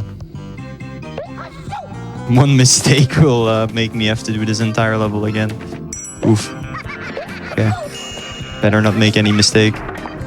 I believe. I will, however, when we enter the next level, I will just do a quick dead abuse so we get lives back. We don't get that many back, but we do get some back. It's better than 0. Yep, definitely. And I just rinsed through like 16 lives in a matter of seconds. That's sometimes what happens though in this game. It does happen sometimes. It was actually scripted. You got to keep the audience on their toes. Yeah, true. You spoiled it now though. Oh, it's a no. shame. Yeah. It's okay.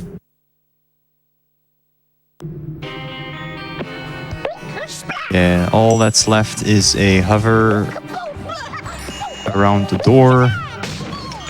As always, we don't like doors. Let's take this gem. Okay.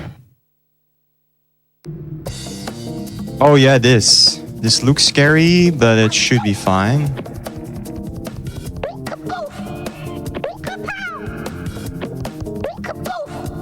Okay, there we go. So normally this screen takes really long, but all the platforms are there, they're just not visible. So if you know where the platforms are, you know where to jump, which is very nice. Okay, let's start with the debuts here.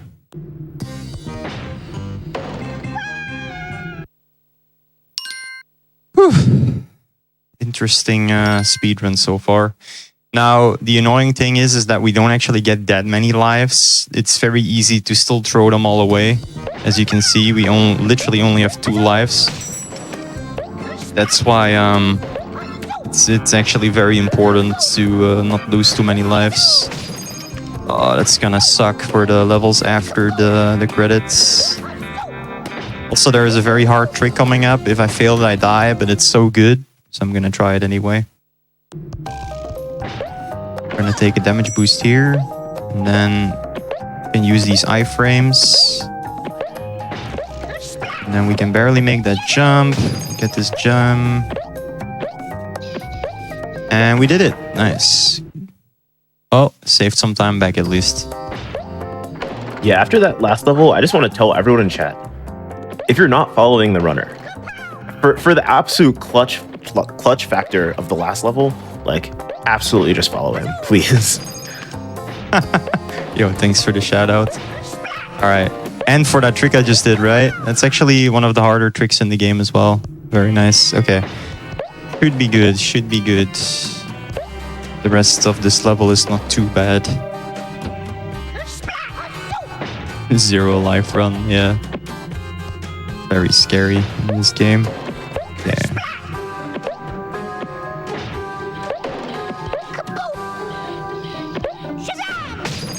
Okay. Nice and easy.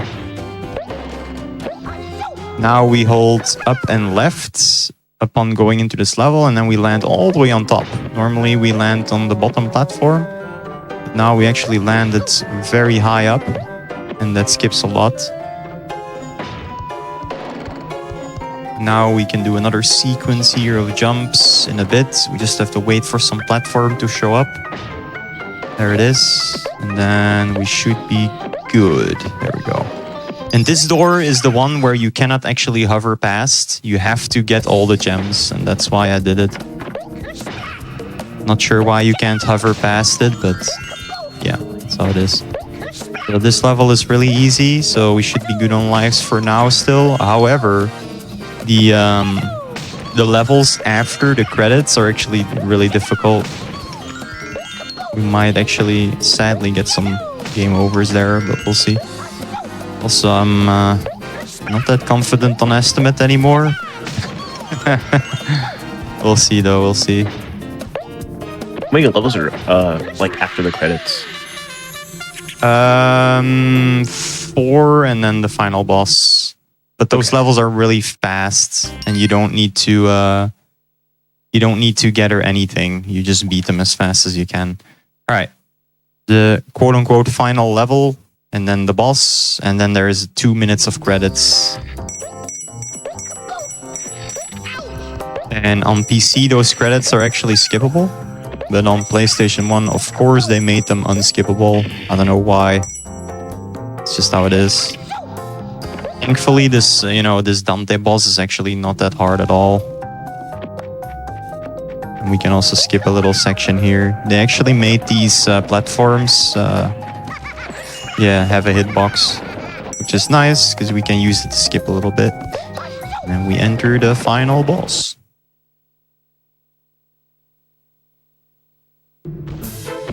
So we just backpedal. He smacks us, and we backpedal again. Very easy first cycle. There we go.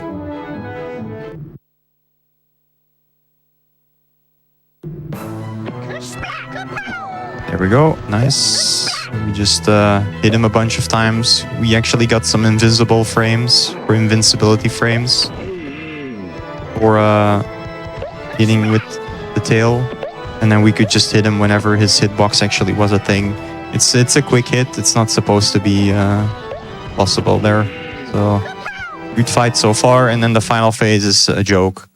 All you have to do is sit underneath him and he will miss everything. Yep. That's how easy it is. Every time he hits us a little bit more. But yeah, very easy. Now, if you don't stay underneath him, then this boss is actually kind of hard. Or harder, for sure.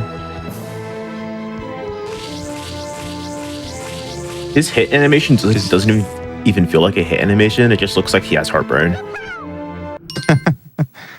And there it is. A few cutscene skips here, and then we have these amazing 2 minutes of credits. There we go. And then we actually currently look in the background and at the final boss in the game, like the actual final boss. That's the boss room. So you kind of get like a teaser of what's coming up, I guess. But if you see in the background these gongs, you have to hit them. And you have to hit them within each other within a set amount of time, right? So if you hit the first one, you have to hit all the other ones in a set amount of time. Now there is also these platforms moving up and down, as you can see. What you're supposed to do is hit a gong, jump on those platforms, wait a bit until they move, and then go to the next platform. But as you can maybe already tell, it's very easy to avoid these crystallized platforms altogether and just do like a quarter jump. And you don't even have to do a hover. You can literally just do a jump from gong to gong, and that makes this final fight a complete and utter joke. It's kind of funny. I don't know why they made it like this. I don't know how they didn't test it, but yeah, that's basically how it is. But for the remainder of these credits, if you have anything to say, now is the perfect time. Yeah, for sure. Real quick, if you guys are watching twitch.tv/GDQ right now, right? I can tell you guys are GDQ enjoyers, and you guys might even love Hotfix, right? If you guys love Hotfix, you guys would love to know that all your subs, your Prime subs, your gift subs, your bits, your everything will go to support GDQ Hotfix. If you feel inclined, you can always give bits, give subs, and it'll help support GDQ operations. And if you love GDQ and you don't want to like give subs or anything, just know that if you like any show but you happen to miss it, go to twitch.tv, youtube.com/gamesdonequick and see all of our VODs there. All right, so that was the 2 minutes of credits. And now we have to get the final puzzle piece, which unlocked after the final level, of course. And then we actually get these bonus levels. These bonus levels only unlock until you've gathered all the puzzle pieces. And they're like essentially harder versions of the previous levels and the previous worlds. So the first level is going to be like a hard version of like the first worlds. And then, the same thing for the rest. Harder version of the ice world, harder version of the desert world, which is the hardest level of all of them.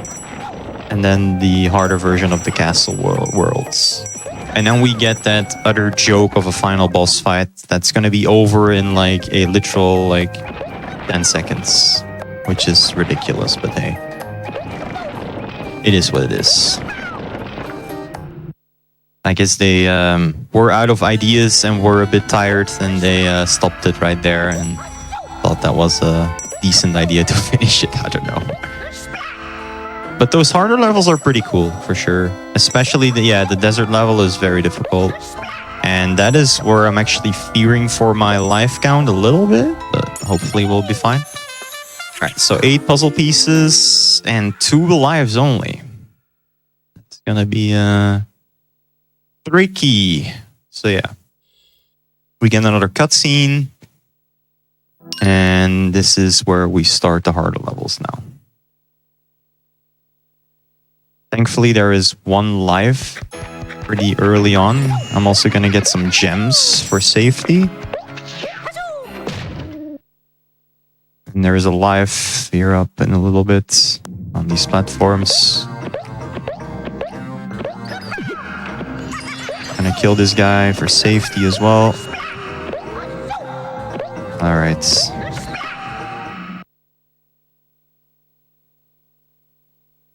So yeah, nothing to collect here. This is literally just beat as fast as you can. But we're gonna try to avoid using, or like try to avoid dying as much as possible. Yeah, this first level is really easy. Once again, some monkey bars, but yeah, we don't really care about monkey bars. Yeah, I don't think you have to use any monkey bars at all in the entire run. Because here we can also just hover past and you can land on the side right there. So it's not even that precise. I think you might even be able to do it without hovering at all. I'm not sure about that though. But now we go outside again. And then you could probably recognize some parts. This little start was also in one of the first levels. They basically just pasted together previous levels, made them a little bit harder. And that's the first gong off of the final levels. Now we have 3 lives to do it with. For Ice World, it also has a live in the start, so I'm definitely gonna pick that up. Definitely.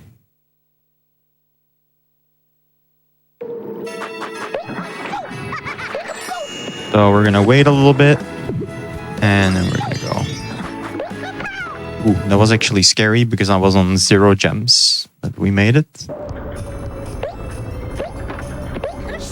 Okay. Medium hover here. Good. I also like it whenever he grabs a balloon, he's like, wee! It's once again adding to the cute factor of this game. Oh! Okay, that was interesting. Okay, thankfully we got that gem to save our life. Lives are very precious at the moment. This part is probably one of the most annoying parts. It's very hard to avoid these hits. Unless you immediately jump on the second to last platform, so this one. It's good that we kept our gems here, so we don't have to get these gems. Now there is one more part like this. With the lava and everything. We're just gonna wait a little bit here. Make sure we don't get hit. Oops. Well, at least we re-grabbed the gem. Avoid that hit. Okay, this level went really well. This last part is really easy anyway, so. Okay, and now it's the... if I can hit the gong. 4 lives for the desert level. Hopefully that's enough. We can start with a dead abuse, but I'm not gonna do it. Let's save our lives, because the screens after that are actually kind of difficult. We have another nice whee! So instead of dead abusing here, we're actually just gonna run back.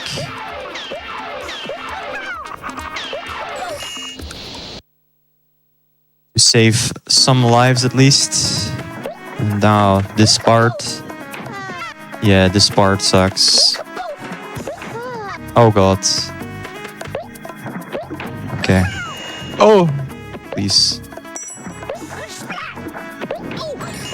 That's fine. Okay. That part always scares me. I mean, you can jump all the way here with a long hover, but... at this point, you know how I think about long hovers. Ooh! Okay. I mean, I was still invincibility frame, so it would have been fine anyway, but... this guy, though. Okay.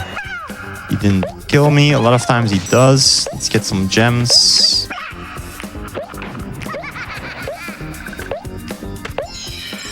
Get this light.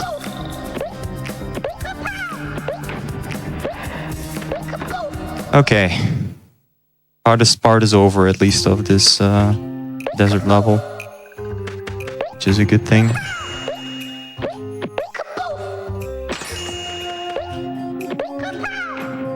As long as we hover here, these jumps are kinda, are not too bad. If you do them without hovering, those jumps can be very difficult. Like, you need to jump super late. Okay, a few more hovers here. Oh! Okay. I do actually want to get that live, but oh yeah, this is not possible, is it? No, it's not. Okay. Trusting the hovers. Alright, good. Now, this part is not too bad. Although I do think there is some invisible walls sometimes, but not much at all. If we get screwed by invisible walls here, that would be very unfortunate. How are we doing on time? 1:48. Okay. I mean, it's going to be over, but it's not going to be over that much, at least, I think. Okay. Just the castle world and then the boss. And the boss is very quick, so essentially just one more level. Not sure how long it takes, but it's a pretty quick level anyway. It's a couple screens only.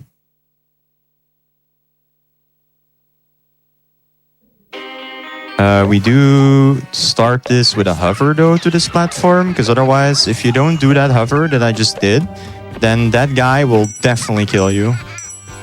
If you actually do the jumps to the platforms and you want to be fast, that guy is most likely going to kill you. Okay.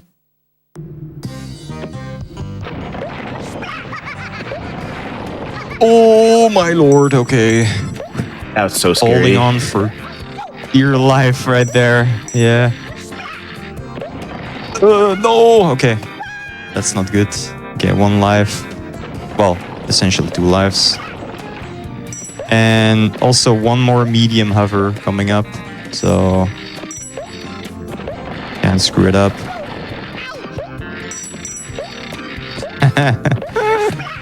Cutting it so close, it's crazy. I've never seen before. Okay. Yeah, keeping everyone on their toes. Yeah, exactly. Maybe that's the plan after all, huh? Master plan. Okay, it's always the right door here. And then we get that last long hover, or like medium hover it is. Just 1 more medium hover, and then we're out. Okay. Ooh. Alright, now it's pretty much over. Okay. Never mind, unless I make it harder than it really is. Alright. It can never really be over, can it? 1 life. And now the easiest level in the game, which is the final boss, so time is coming up very soon. All things considered, pretty happy with this run. Some really unfortunate stuff happened, and we still almost made it. Sub-estimate, almost. Yeah, I mean even being close to estimate with 10 deaths in 5 seconds is crazy. But GG's. Yeah, exactly. That, like, the streak of like 15 deaths I had was crazy. Like, I never seen that before. That lost a lot of time as well. And I put my estimate pretty tight. So overall, I'm pretty happy with this. You don't get any continues. I mean, you can keep continuing, basically. If you dead abuse, you always get back to 2 lives. That's how it works. Yeah, that is everything completed. You saw it on the screen as well. That Croc is now 100% complete. So thank you everyone that actually stuck around for the entire run. Shoutouts. Feel free to follow me. I am playing this game from time to time, usually Rayman, but also this game. Yeah.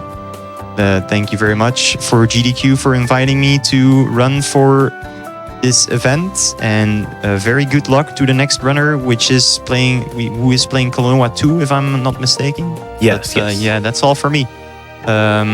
Yeah, all to you, Limey.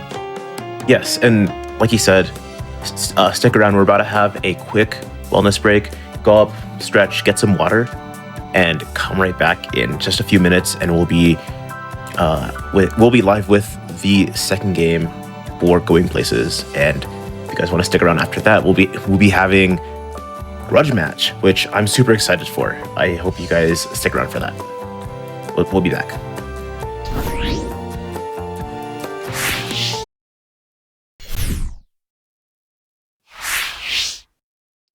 Hello, everyone. Welcome back to Going Places. I didn't mess up this time. I know what show I'm on. We have Dog in the Grass here with us, running Klonoa 2 on the Game Boy Advance, which is super cool. I've never seen it before. But before we start, I just want to say real quick, GDQ 2024 is going to be happening live in person. That's crazy. In Pittsburgh, Pennsylvania. Volunteer submissions will be closing September 18th, which is going to be just after this weekend, I'm pretty sure. So get those in, like, if you really want to, like, go and volunteer. You feel free to even apply if you don't have any experience, because everyone who's involved with GDQ is super cool. They're going to be willing to help you, teach you everything that you want to know. And real quick, again, if you're watching on YouTube, swing by to twitch.tv/GDQ live. We're going to be live pretty much every day with this daily speedrunning content. If you like watching the VODs, feel free to subscribe if you're not subscribed already, and come by live and hang out with everyone in the chat. But with all that out of the way, Dog in the Grass, hello. Hello. Yeah, feel free to introduce yourself. Yep, I'm Dog in the Grass. I'm the current world record holder of this game. It's the sequel to the other GBA Klonoa game, Empire of Dreams, which I also run. I don't know much what else to say about me. I just mostly play this game for fun. I'd mostly here just to show off this game, because I'd like to see a lot more runners, because these two games are pretty fun. Yes, do we just get into it? Yeah, you can just get into it and just give a countdown. Let's just get into it. Yep. All right. You want to count down or anything? Yeah, go ahead and count down. All right. 5, 4, 3, 2, 1, go. Yep. Good luck. Thank you. Bit of mashing to get into past all these cutscenes. If I do it right, there's not going to be any sound. But it's like frame perfect. Here we go.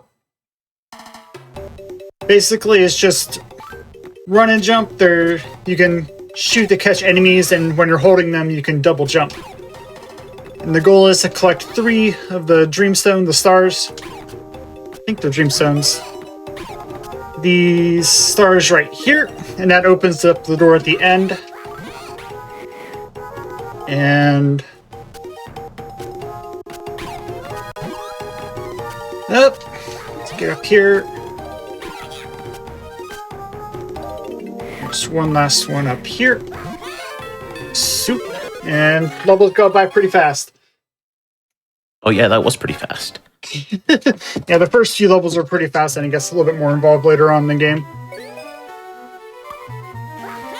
There's other, like, shortcut tricks I can do, like here, where I can grab it right out of the portal and shortcut an enemy so I don't have to bring up the box from below, and save a little bit of time there. Get up here. There's keys for doors like this. Grab the key, open the door.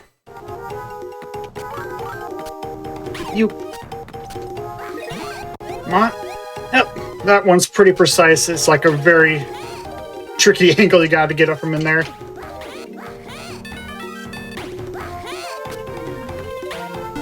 And in the door. The doors in this game are a little bit more picky than Empire of Dreams.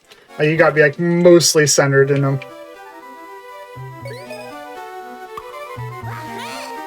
Alright. Up, up, up. Get this first cycle good. Here.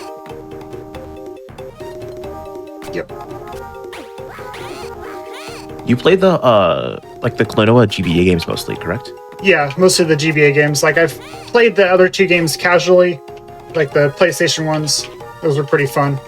But yeah, I mostly specialize in the GBA games. How do those differ from like these games? The PlayStation ones aren't as puzzly as the two GBA games. Like it's more straightforward platforming, but both the GBA games have the collect the stars, get to the goal. And is there any better way to explain? There might be.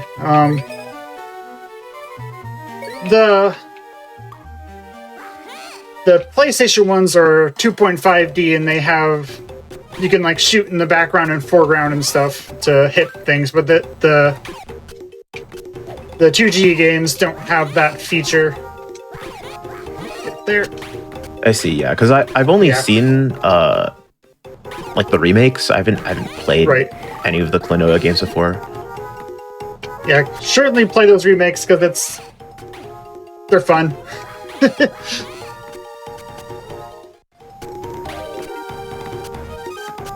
Yeah.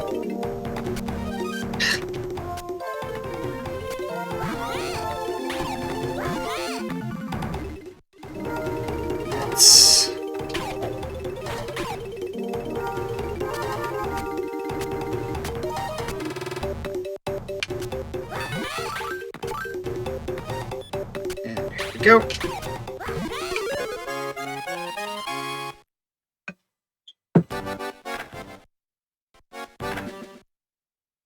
It's pretty straightforward.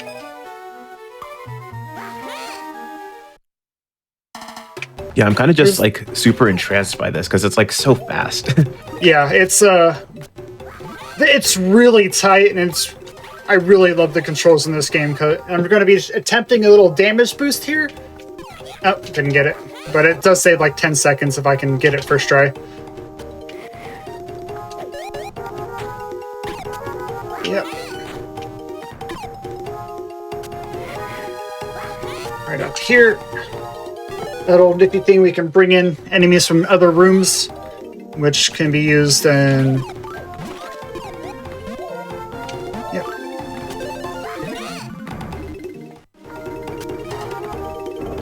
These are flower pots. You drop a moo in it, and it makes a beautiful flower. And you can climb up like vines. Goes up here. Yeah, those others, like the stars down there, the sunstones, those are...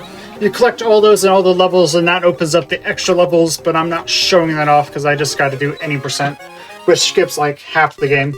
Oh, mashing too soon.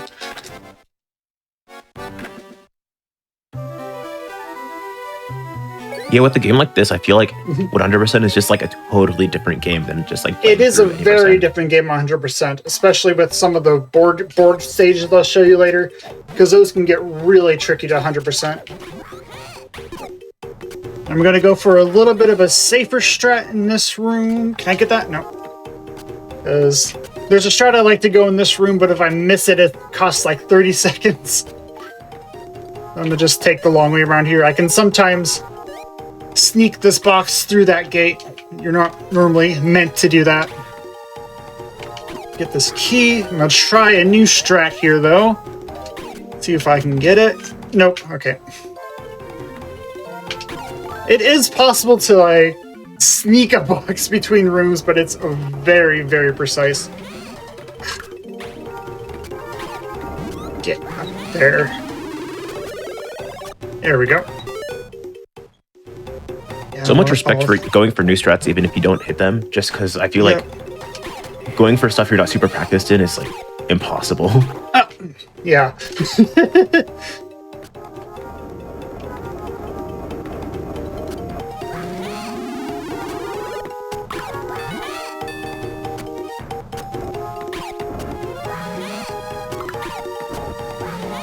They're giving me trouble today. There we go. Coming up to the first boss stage. It's just a little race thing. Just have to make sure I don't get hit by the big ol' orb dude.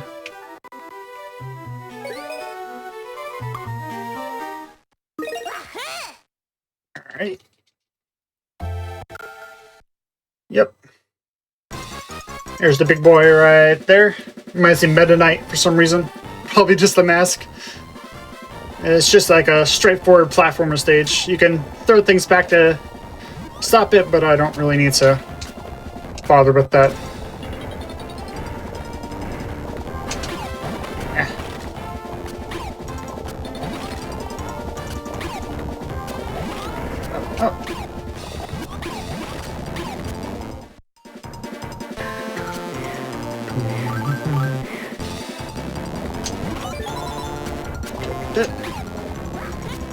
The second room is probably the most straightforward of the three. Just a couple vine jumps, double jump here, right down here.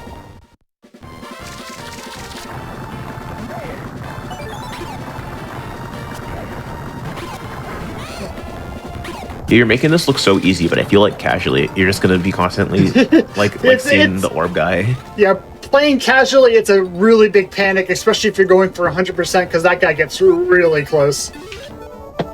Yeah, try to grab all the gems in the level while that guy's bearing down on you. It's a fun time. And that's World 1. We're heading on to the train world. Yep, right here. The Northern Express.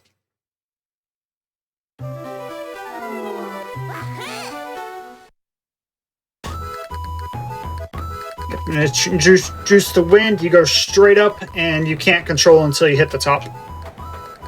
So there's ways to sneak around it.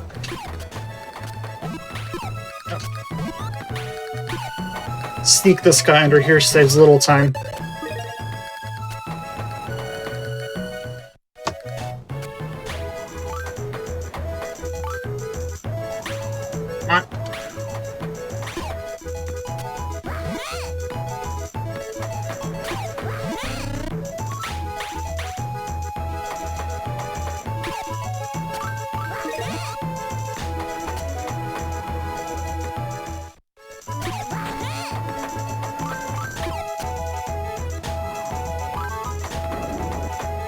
Okay. I'm absolutely loving how like stylized each area is so far in this game. It is like the graphics and the areas are really beautiful in this game.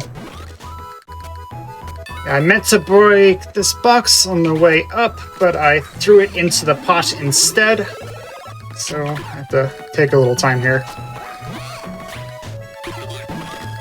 Damage boost to save time. There we go.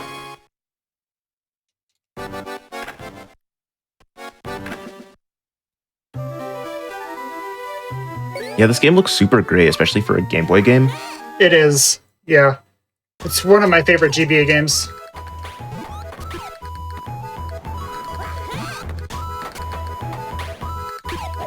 Yeah, this game has kind of become my baby with trying to figure out how to do all these puzzles optimally. It's been a lot of fun puzzling through it. Yeah, I feel like so many people have like just those games that are their baby game, and they just like they coddle, and like no matter what happens to the speedrun, they'll just like do them anyways. Yeah, I've also like this game like got me into tasking as well, because I made the task and got to go into like all the nitty gritties of like what is possible in the game, which was a lot of fun too. Yeah, how fast is the task?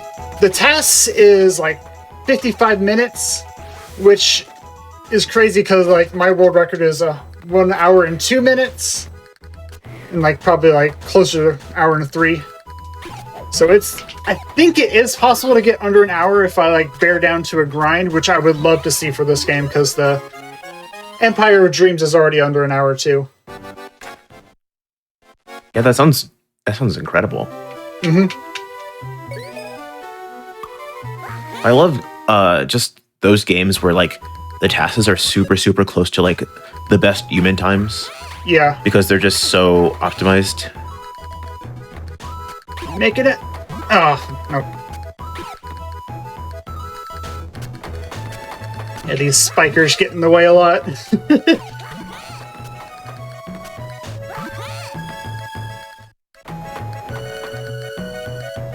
What?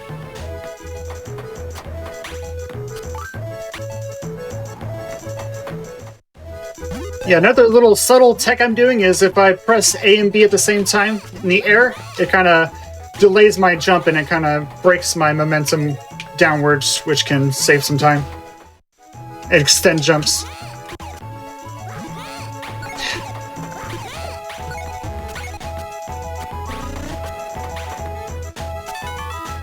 Like, there's also like I guess kind of like a flutter hover like they were doing in Croc, but it's a bit slower than just kind of snapping across the air like that.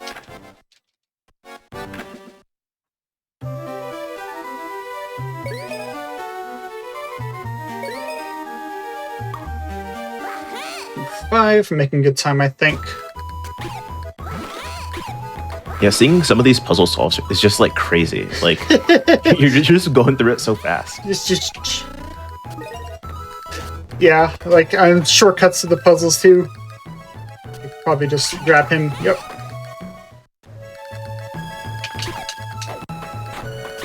Yeah, playing it casually and playing at speed are very different.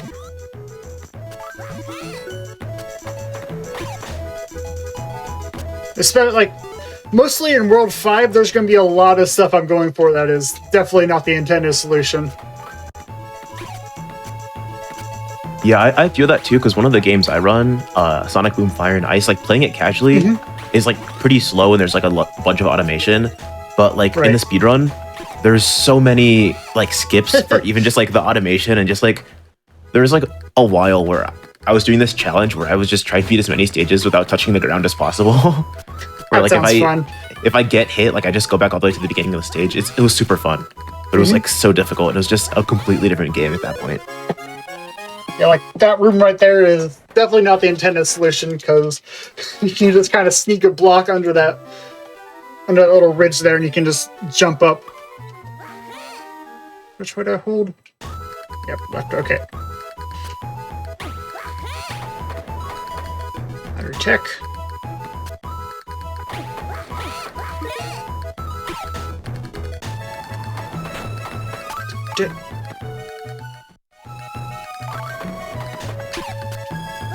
Here.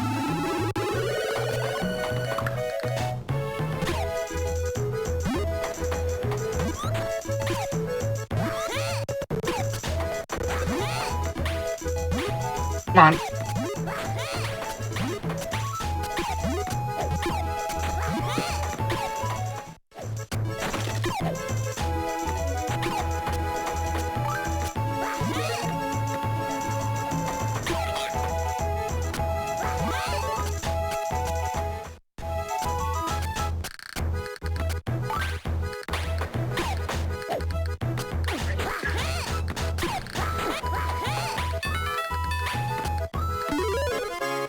I know I said this before, but it's still crazy just how fast like you're just doing like some of these puzzles and just going through the levels. Like I'm just like in disbelief, like sitting over here. Yeah, when you get smooth and you get moving, this level can be a bit of a pain. There's a lot of little things that can get you. Like there's a room later on where I opt to take damage instead of doing it regularly because it throws off cycles sometimes if you miss. Yeah. And that's always fun to get though. Like here, this one is pretty tricky to get, but okay. Little turned around. There we go.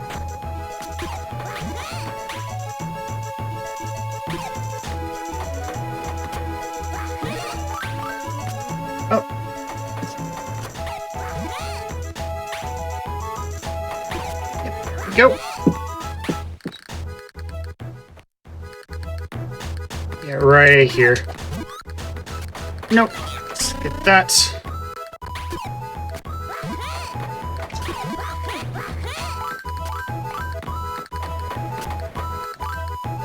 Having a consistent setup for that, because I've missed that platform right there so many times.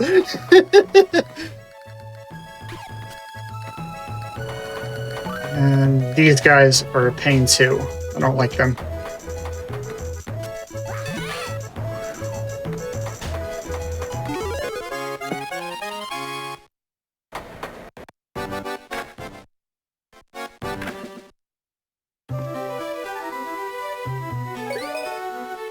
And here's the other kind of a race against the... It's kind of a mix between a boss and a race. Like, you're kind of on a timer because you're racing against Joka here. But he's a clown. We clown on him. Just get to the stages. I can't read that name without thinking of like I'm the Joka baby, like the YouTube video. I'm the Joka. This is bingo bingo. Take some damage here so I can just sneak up here and hit him.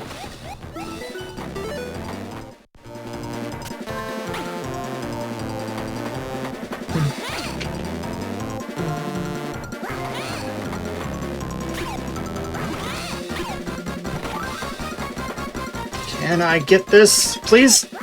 Ah. It saves like 2 seconds, I think, sometimes. But it's a really tight one to get.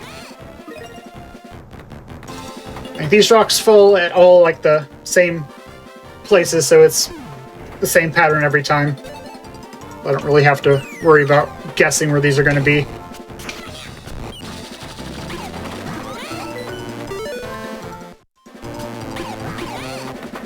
Alright. I feel like the hardest strats to like get are just the ones that save like no time. Yeah, right? Like, I've never seen consistently harder, like, speedrun strats than just, like, some the random ones that save strat. 1 second? Like, yeah, like 1 second or half a second. Rather Yeah, than just walking forward, you, like, bounce yourself off the wall and get infinite speed, right?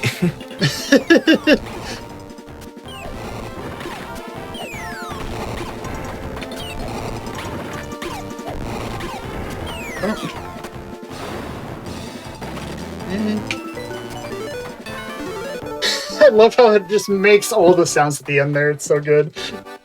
Now it's World 2, and we go on to Desert World.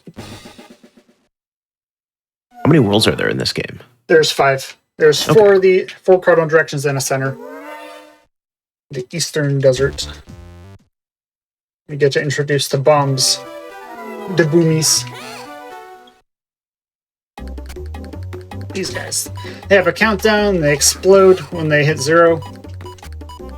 And they can blow up these rocks here.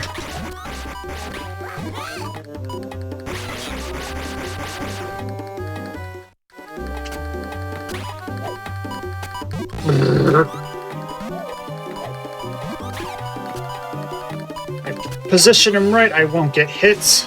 And I can save a health. Yep.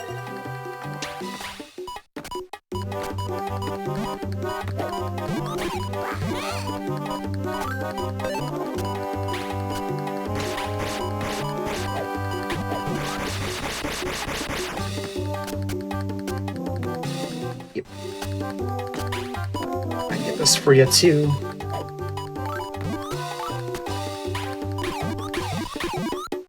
I can't make the timer go faster, but you can in Empire of Dreams. I think they like patched it or something.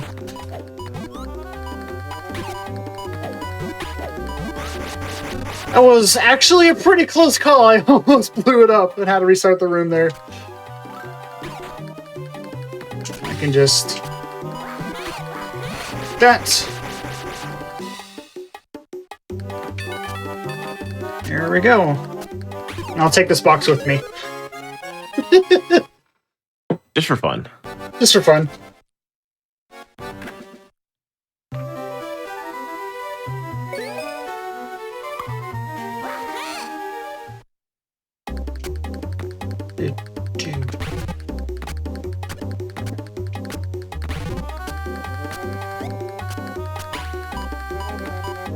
Just skip skip these switches so I don't have to wait for the bomb to blow up. They're walk through as long as you're already inside of them.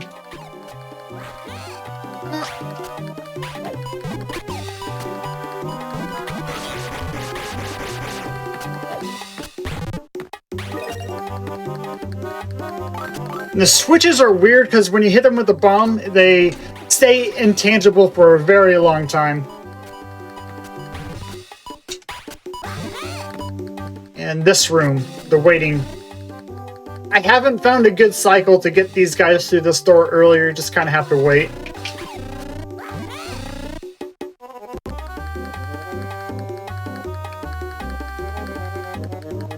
There you are. If you accidentally go too early, is it possible to just like crush them? They don't get crushed. They just kind of get. They go through the door. But if you hit it too early, they will turn around and you have to wait for them to walk back to the door. I see. Yeah. I feel like that must be like the most painful time loss because you're just like standing there. Yeah, it is, and I have done it before, multiple times. Oh Then no. these are the liqueurs. You hit things once, and it changed to yellow, twice is blue, 3 times is red, and you have to hit the crystals with the correct color. Like this one's red, I need three of them, which I can do a sweet little trick here. Just zoop. Ignore that spike. I'm sorry, what? Yeah.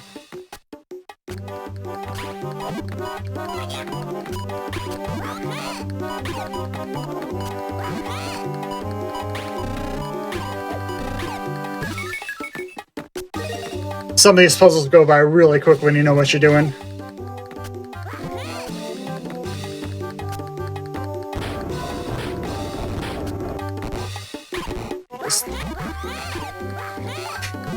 I love that movement too, it's fun. I'm sorry, what?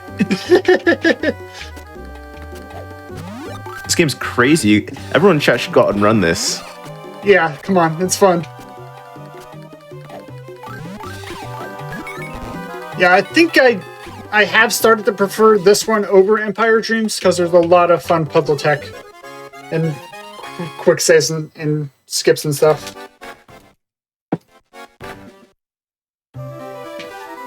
Then this is going to be the first auto-scroller, the board stage. This other traditional level is like one room too long to be fast enough to make it through and save time. So I'll just attempt to go to S rank, collect all the gems, don't get hit, collect the sunstone. Nope, I missed one already. There isn't really any way to speed up this thing, just don't die and you'll be fine.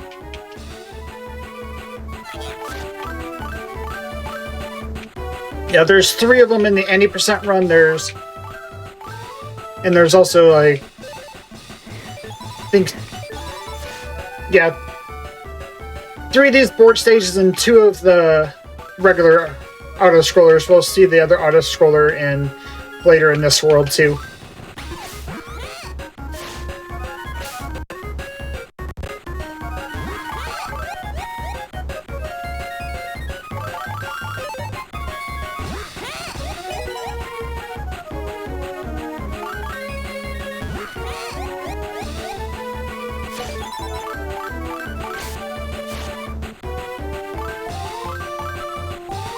There we go. Pretty fast.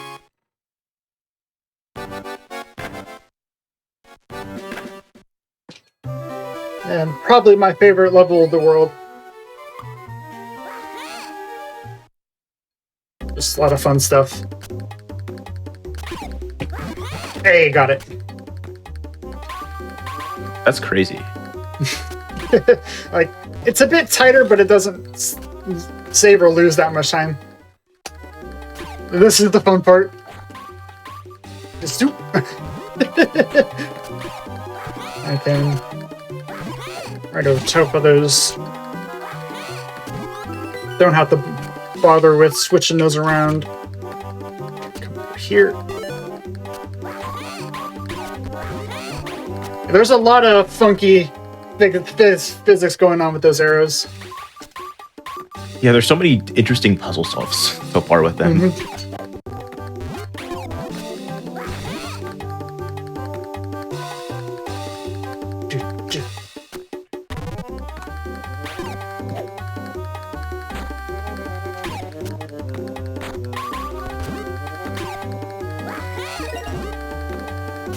Like I can grab the box out from under my feet and stuff too.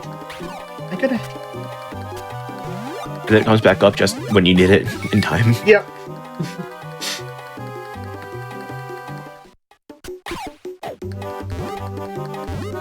This is possibly the most complicated puzzle I've seen so far in the run, but it's pretty straightforward. Here.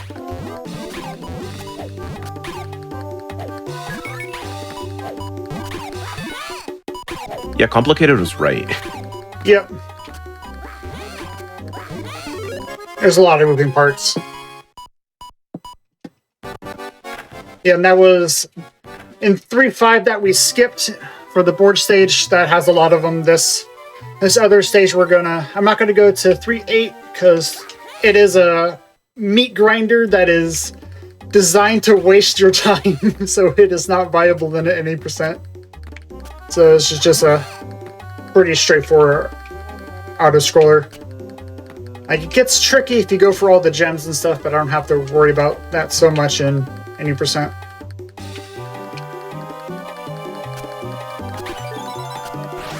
Shoo! You.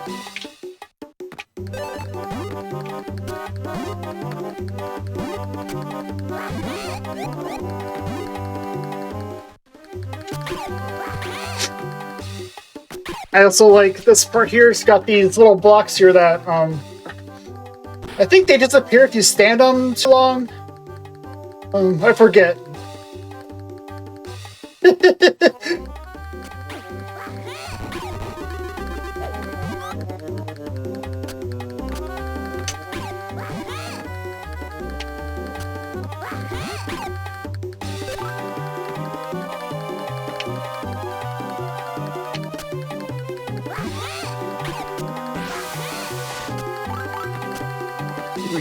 Four. There we go. And time for the only RNG part of the game. This boss that's coming up is a treasure hunt. There are a couple chests scattered across each room. You have to find the key to get out of the room. And hopefully I get some good luck here and find it pretty fast. Oh, it's gonna be nice to me? No? Okay.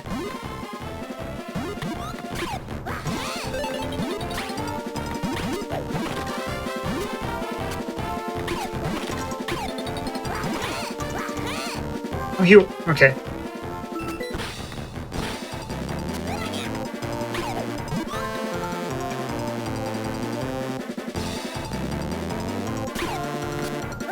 I generally say the par is about 30 seconds per room. That was a pretty bad spot for the first one.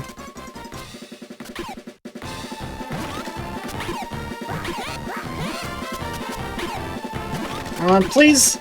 Nope, okay. Okay, there's no box down there, thankfully.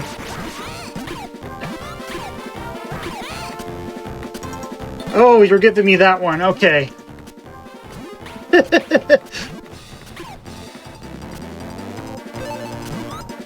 Oh my gosh.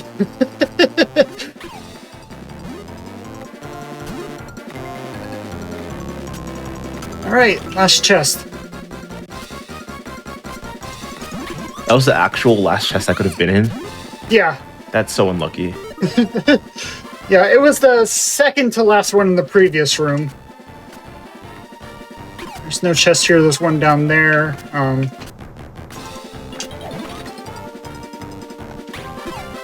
Ooh. I might be getting a last chest this time. Unless it's this? No? There it is, okay.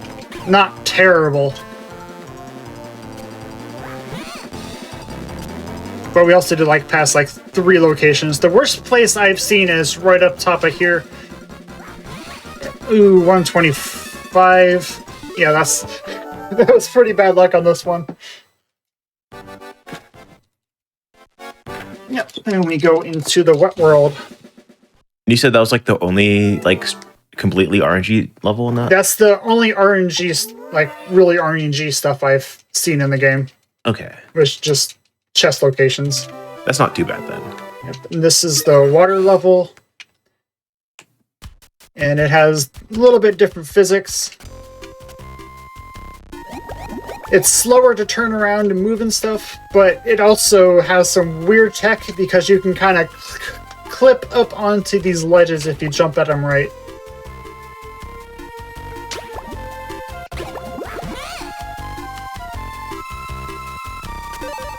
Yeah, this is the only water level that we're going to be seeing. There's two more. There's a auto-scroller water level and another one that I'll be bypassing for another board stage because it's pretty slow as well. But I think it's pretty neat.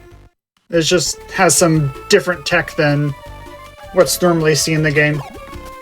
So I have to manage my jump height, like I can bonk my head on here to fall a little bit faster.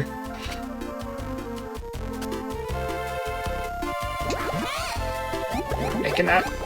Oh, I made it. Okay.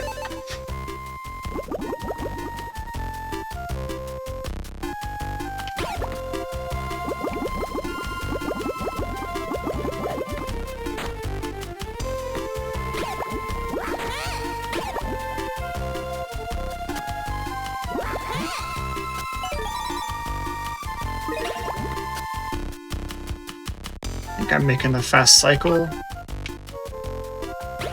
Yep, okay, made it.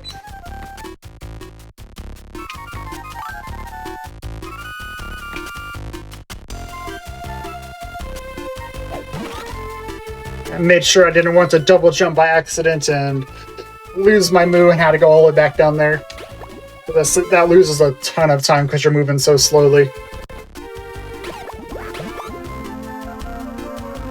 Slam. Them can grab you. Yep. And this saves me landing on this first platform, and I can go directly over here.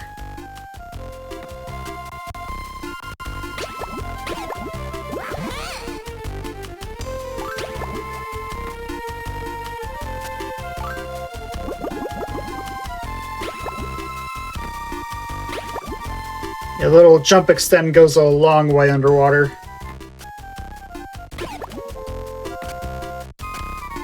Yep.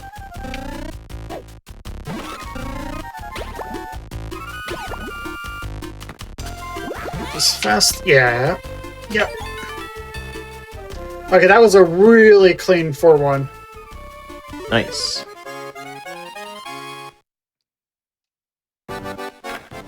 And the rest of it is just straightforward levels from here, and the rest of the world. Can I? Oh. You're always in the way, guy. Come on. There we go.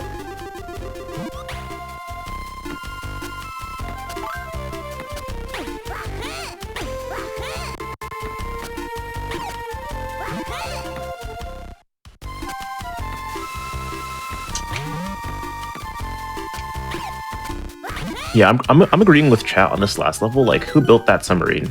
Like, it's not even big enough to like contain his whole body. It doesn't even cover his legs. Oh, yeah. like how does that work? Like, is there water still in the submarine? Like, is he just drowning a little bit? Yeah, Klonoa can't swim. All this water will hurt him like that. Oh, that was kind of rough. Okay. I played a little safe in the next room.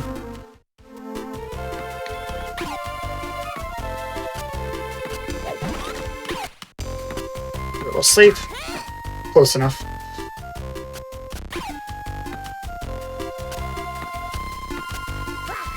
I think it was built by Garland, which is the host of the Dream Champ tournament. Yeah, I believe it was built by him because he's a little sus.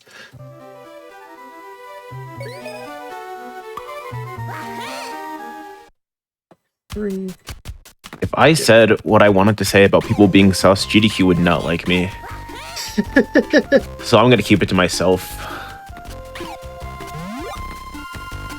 Go.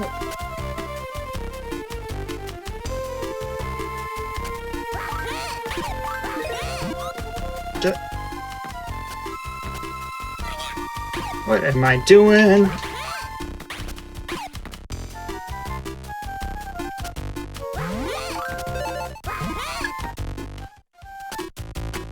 I like this little thing. The waterfalls don't hurt you, they just push you back so you can just kind of damage boost off them.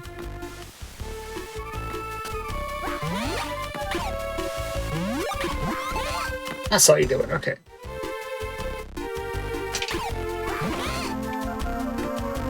Just a little rigmarole here to get through.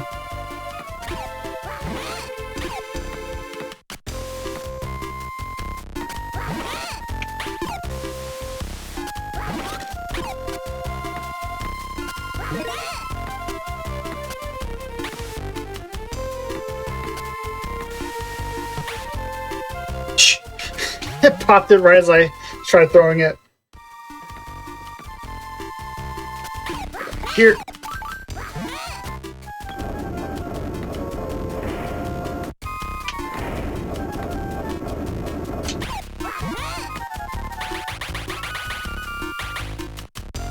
I just gotta wait for this guy to press this switch right down there. There we go. And just skip the water altogether, else I'll have to wait for catch that guy.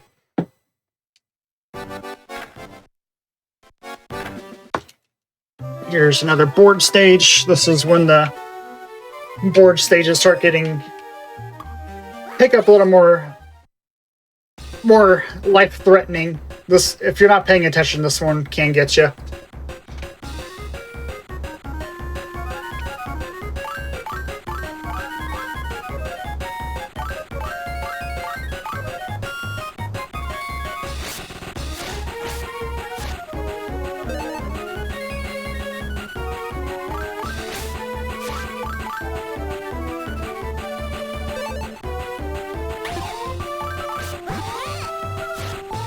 Yeah, but overall there isn't too much to say about the board levels. I like going for S rank in these because it's just, what else is there to do in this? It's just kind of time to burn. So going for the S ranks in these, is it just getting like all the gems basically, or is there like more? You have to get all the gems, you have to get the sunstone, you have to take no damage. And it's just for pretty much cosmetics. It does unlock like a gallery at the very end of the game where you can look at all the portraits that you unlock by collecting all the dreamstones. But okay, so what I'm hearing is that it matters a lot for the any. It does. It does. And I have done an S rank run. I think I had to restart the levels like 53 times in my first attempt. Oh no. You get hit once, you're restarting the entire level. And then a lot of these like damage boost skips also just don't work anymore, right? Yeah, you can't damage boost at all in that run. You gonna let me get this? Yep, thank you.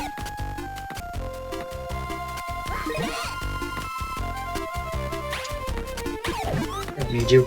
That was mean. I always think those little platforms look like America. Just a little too early there. Go.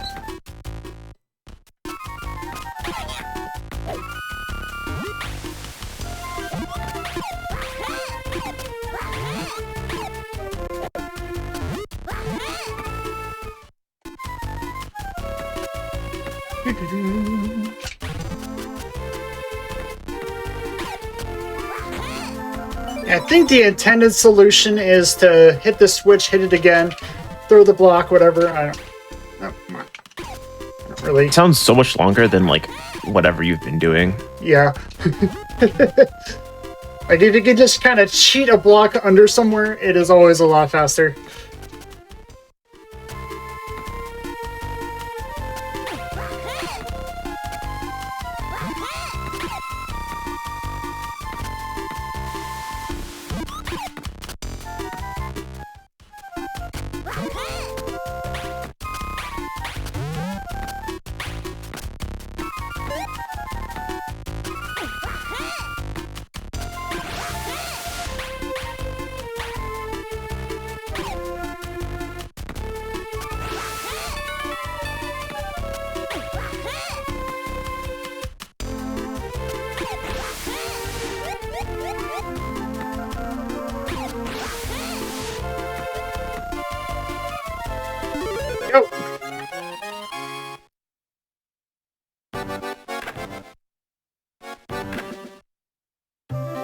Then 4-7 is the longest level in the game, I think. It is a very slow underwater auto-scroller. So I'm coming here to my favorite level. It's either this or one of the ones in World 5 I like a lot. But this is a lot of fun.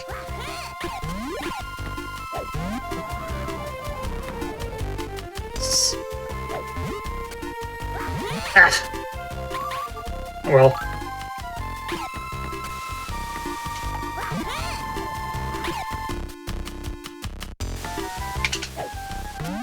Take another loop through.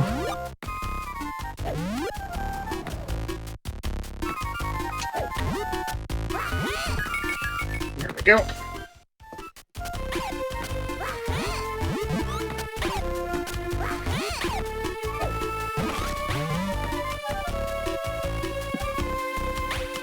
That catch right before that second arrow looks so tight.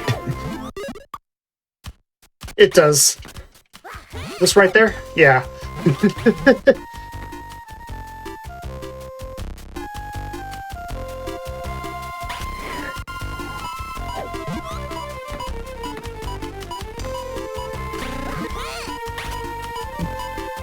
Whoops!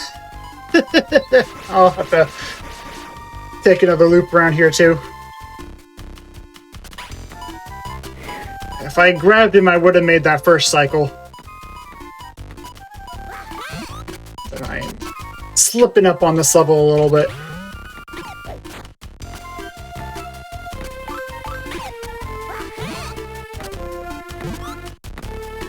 Yeah, it looks super difficult, so I'm not blaming you like at all. Yeah, these... Can I at least get this, please? Thank you.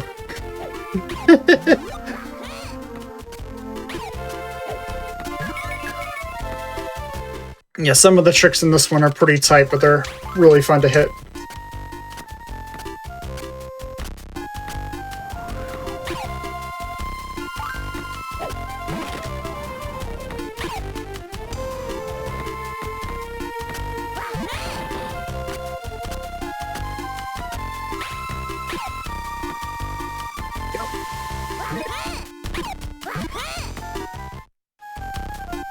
And just smooth sailing from here.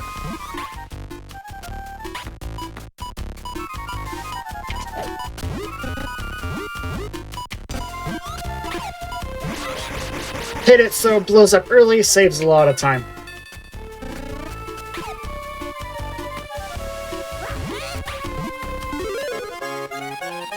And onto the boss, a seahorse.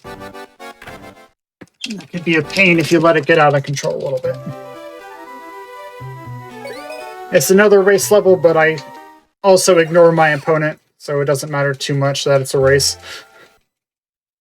I'm sensing that that's a little bit of a theme. That is a big trend in this game. Like, there's cannons and stuff you can do to mess with their time and stuff, but it's... Did I hit it? Yeah, this level's supposed to be scary, but I'm good at the game, so it's not going to be scary at all, so it doesn't matter. Pretty much.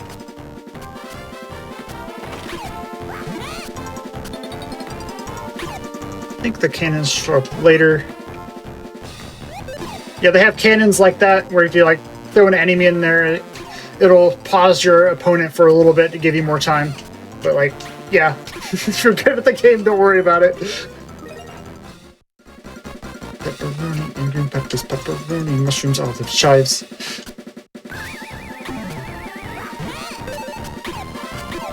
Was that like the System of a Down song? Yes. Did you do that for like timing something, or? No, it's this song, the boss song, just kind of part of it reminds me of it. That's really funny.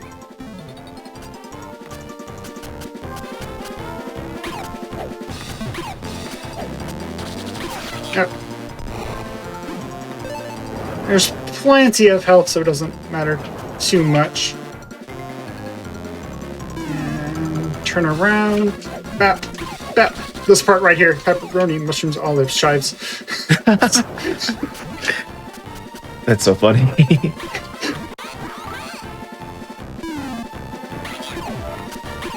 we go.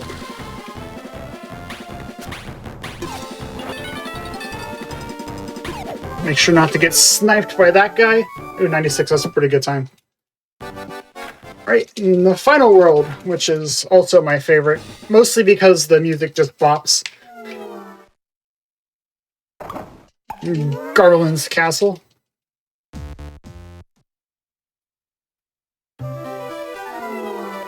There we go.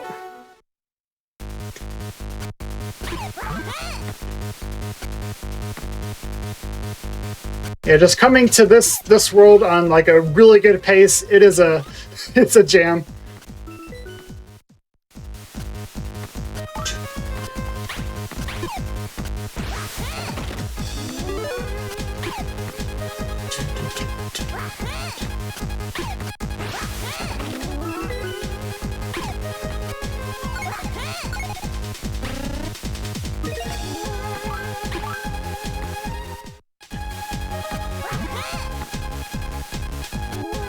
Wow, this music really is just like fantastic. It is.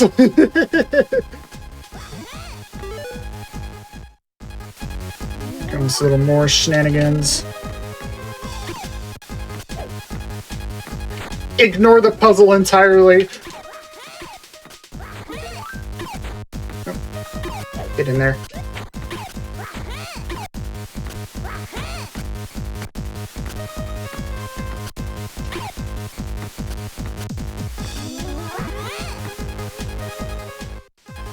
It's time to do this puzzle the wrong way.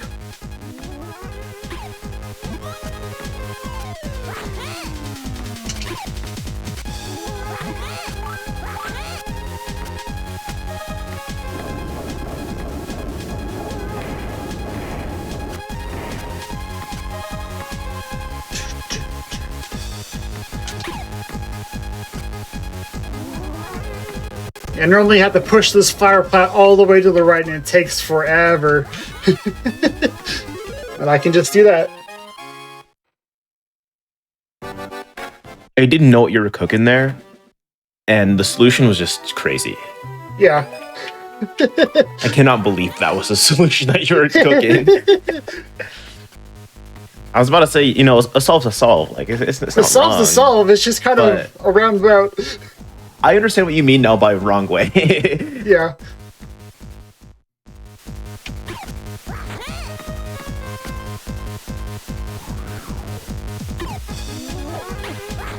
Q.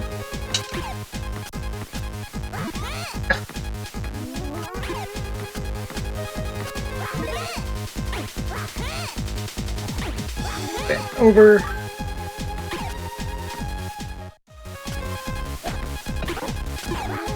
Why am I taking this with me? What am I doing? Okay.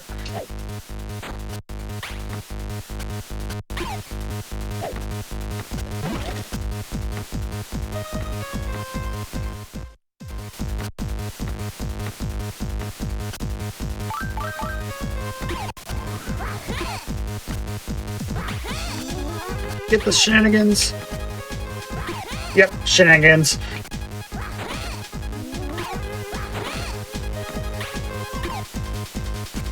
I can ignore the puzzle in this room too.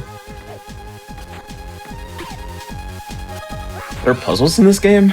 There's puzzles in this game? Not the way I'm doing it.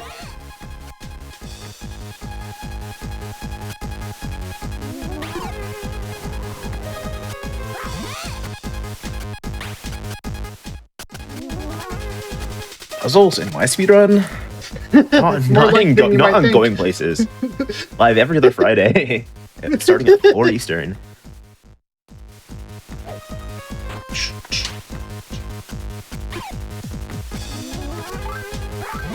Why go for it? Maybe? We'll see. Nope, not going for it.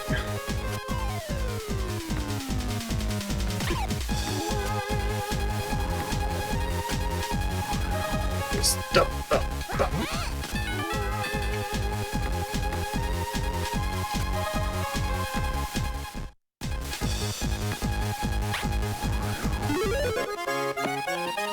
Alright, now time for my fight and my favorite level in the game. 5-3 is just a blast.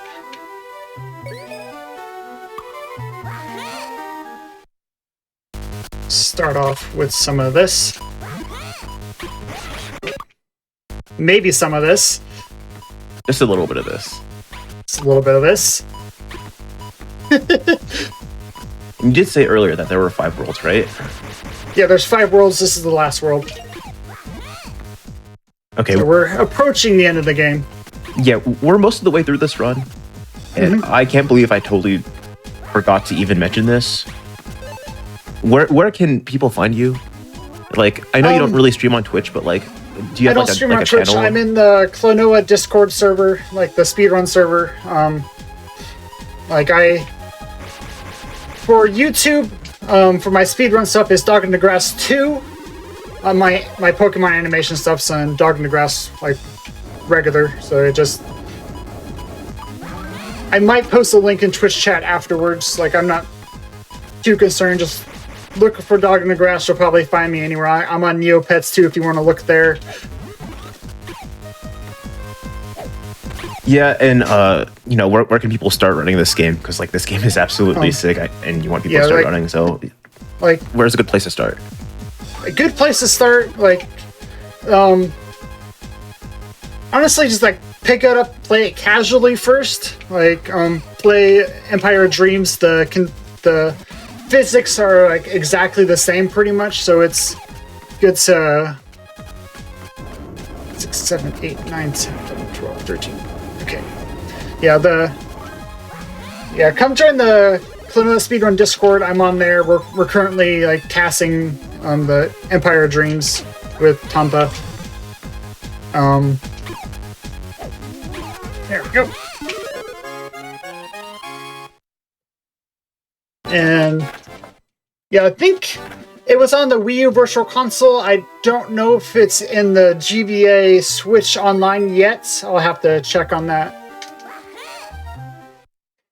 Yeah, absolutely. Shouts out, like, you know, join the Discords if you think this game is absolutely sick, like me. You know, just like subscribe to like their channels and stuff.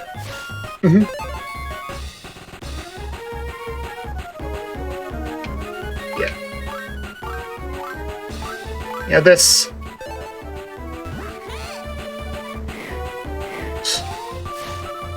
I have lost a lot of runs to janky hitboxes in this board stage. So I gotta be really careful coming up.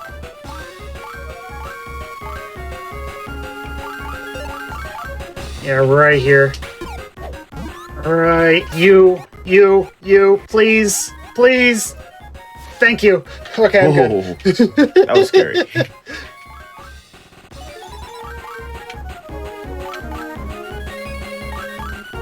There are times where I just go right through that whirlwind and into the pit.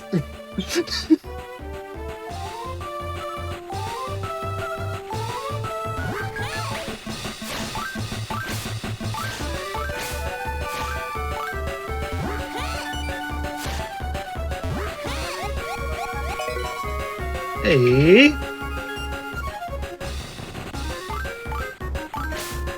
Ah! Right at the end! No. Alright. Oh, getting impatient there.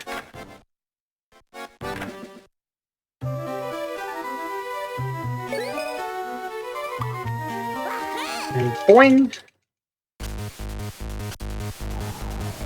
There's a tech that after these board stages, you have like this giant jump you can do if you jump on the first frame. It's just silly. Like, it does actually save some time in like all gems or like all levels, because you can just skip something in like the first world. And just gotta wait for you to blow up.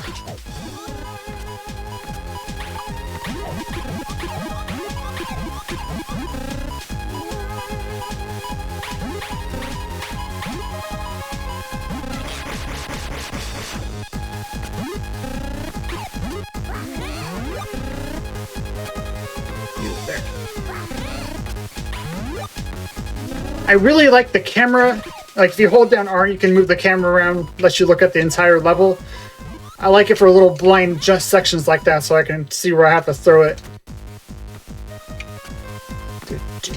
Yeah, that sounds so nice, actually. Like, it's very useful in casual, too, because you can look at the entire layout and just figure out your plan for the room. Yeah, especially with like a screen as small as like the Game Boy screen. Yeah. Like, it's a very nice addition to this game. It's not in Empire of Dreams. Just...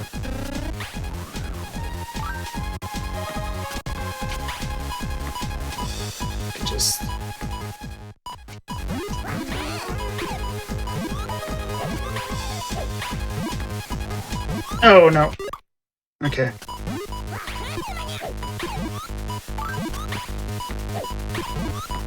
Take it a little slower. There we go.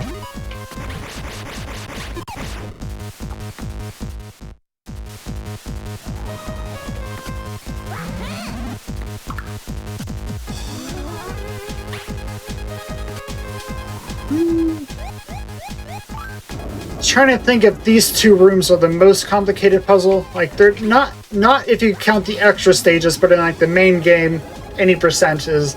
In any percent, yeah, this is the most complicated puzzle. Like, I think there's a couple in World 3 that are more complicated. But this one is definitely tricky to remember all the steps to. Yeah, especially with like the like trying to optimize your movement as well. I feel like it's super hard. Like, I found bringing the bomb through the room saved some time because whoop, first death. Okay, and if I just get sloppy, am I making this? Please make it.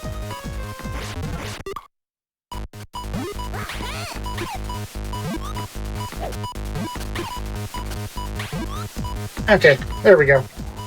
Yeah, there's another bomb up there, which is the intended strat, I think.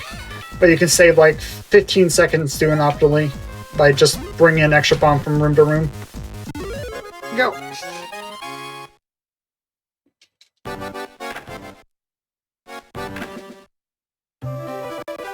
Yep, and this last auto-scroller is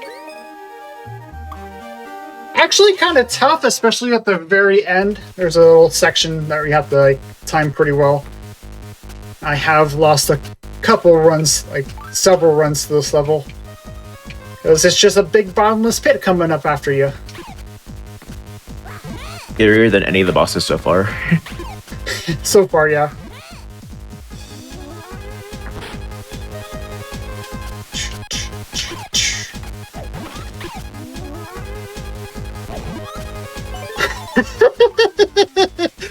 I forgot I was holding an enemy and I almost jumped right into that pit. Because you can't climb while you're holding something.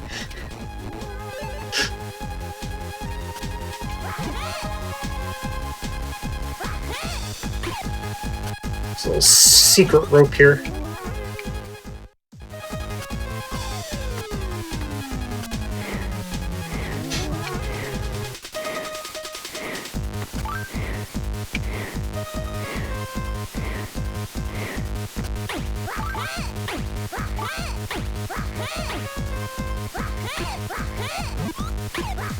Way too early there, but I wasn't punished for it.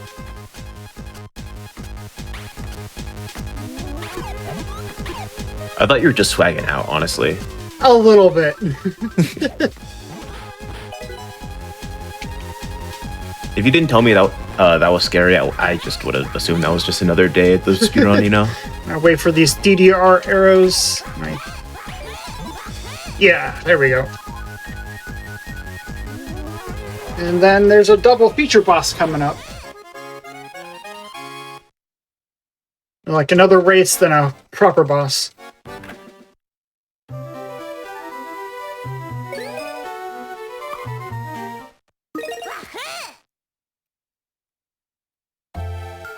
There we go.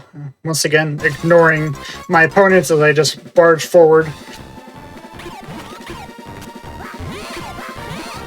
One step ahead of myself here.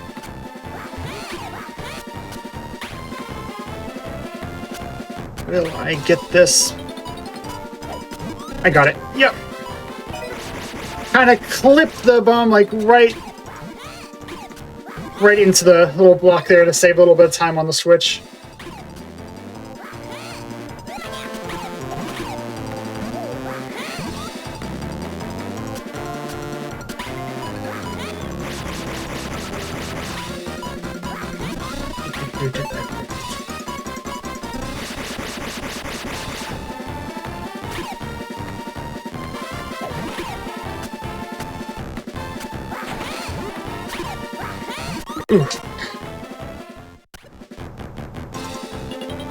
And if I don't hit these cycles, the boss just goes crazy.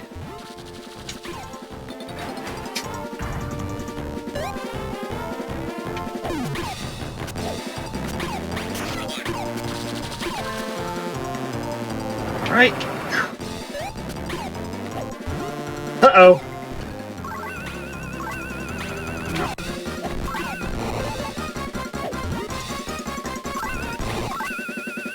You gonna come over here for me?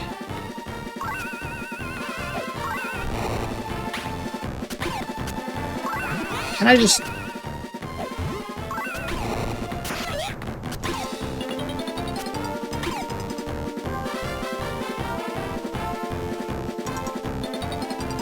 Hello?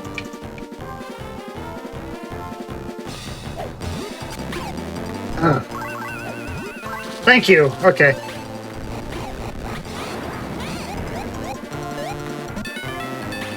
A little sloppy, but it worked out.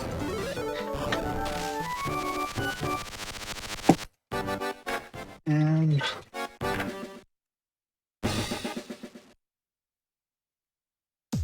I also really like losing runs to this guy too. The final phase gets really tough, but this is my favorite boss in the GBA series, probably in all of Klonoa. It's just, look at this guy, he's really cool.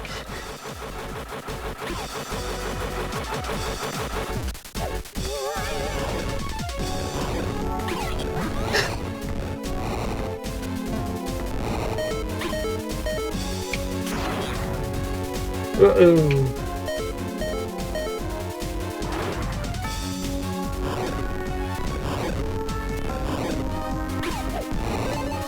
Okay.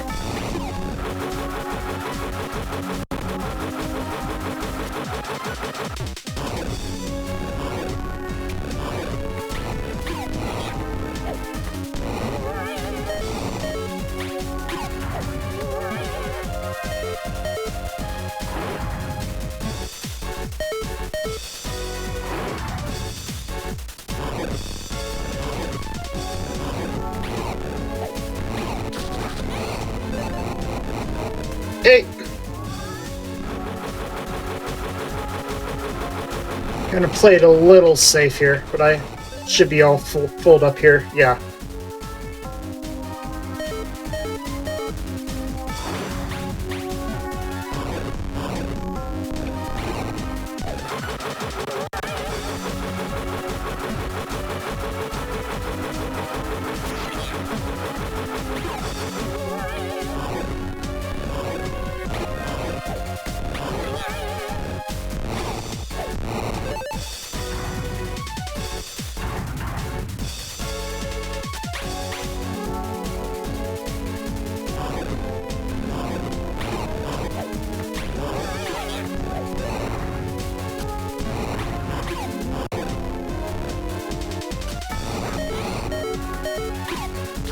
There we go. And we got one phase left.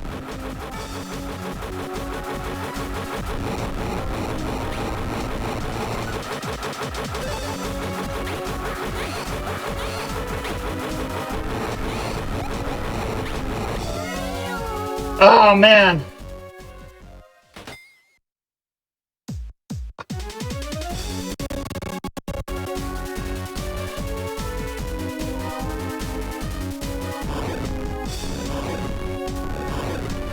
Did he just take away the floor from you like that? Yeah, he just did. And I went a little early to try to grabbing the thing that shows up, and it didn't show up in time. Yeah, the whole final the final phase is over a bottomless pit.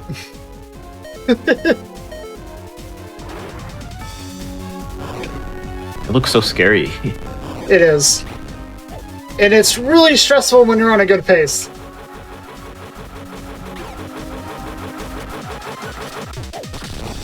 Got him, and I get a neat little bonus right here. Get a head start on the next phase.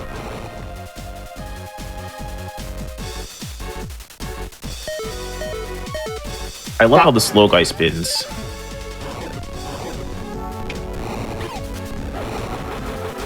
Got that.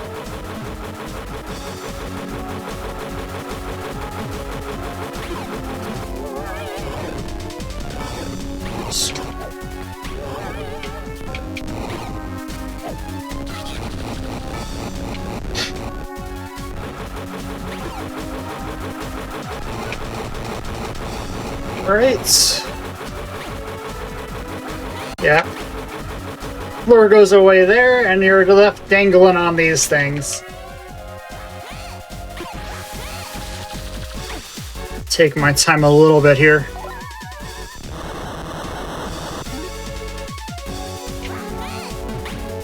Oh, shoot. Yeah.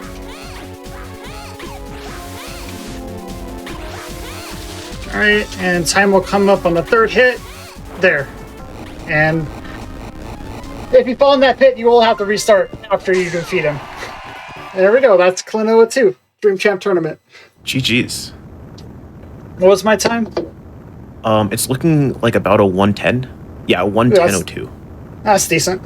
It's under my estimate. Like, yeah, the couple deaths and mishaps kind of pushed it back a bit. Yeah, but that was still a fantastic run. Yeah, it's... Whew. Yeah, well, thanks for hosting this. This was a lot of fun. Thanks for letting me show off this game. Yeah, absolutely. And if you get like links to like the community Discord or your YouTube channel where you put your speedruns, we can go ahead and put those in chat so people can like subscribe and like join. Yep. But yeah, that's it. That's going to be it for Going Places. Next up, we have Grudge Match with another guest host, Mr. Shasta, my good friend. Love that guy. And then Parallel Universe, which I'm biased towards. I love Parallel Universe because that's also my show. He looks good to be hosting this week. So it's pretty funny that both of us are going to be on the same day, not even hosting the same show. But stick around all night because we're going to be going until pretty late, just with all day, speedruns, just having a great time. But real quick, Grudge Match is just two people that have a grudge, and they're just going to be playing a game they've never played before. And it's always going to be a good time. There's points involved. They sure do a lot. And yeah, like I said, Shasta's going to be hosting that. It's going to be fantastic. Go ahead and stick around if you want to. But yeah, that's it. Thanks everyone for watching. Bye.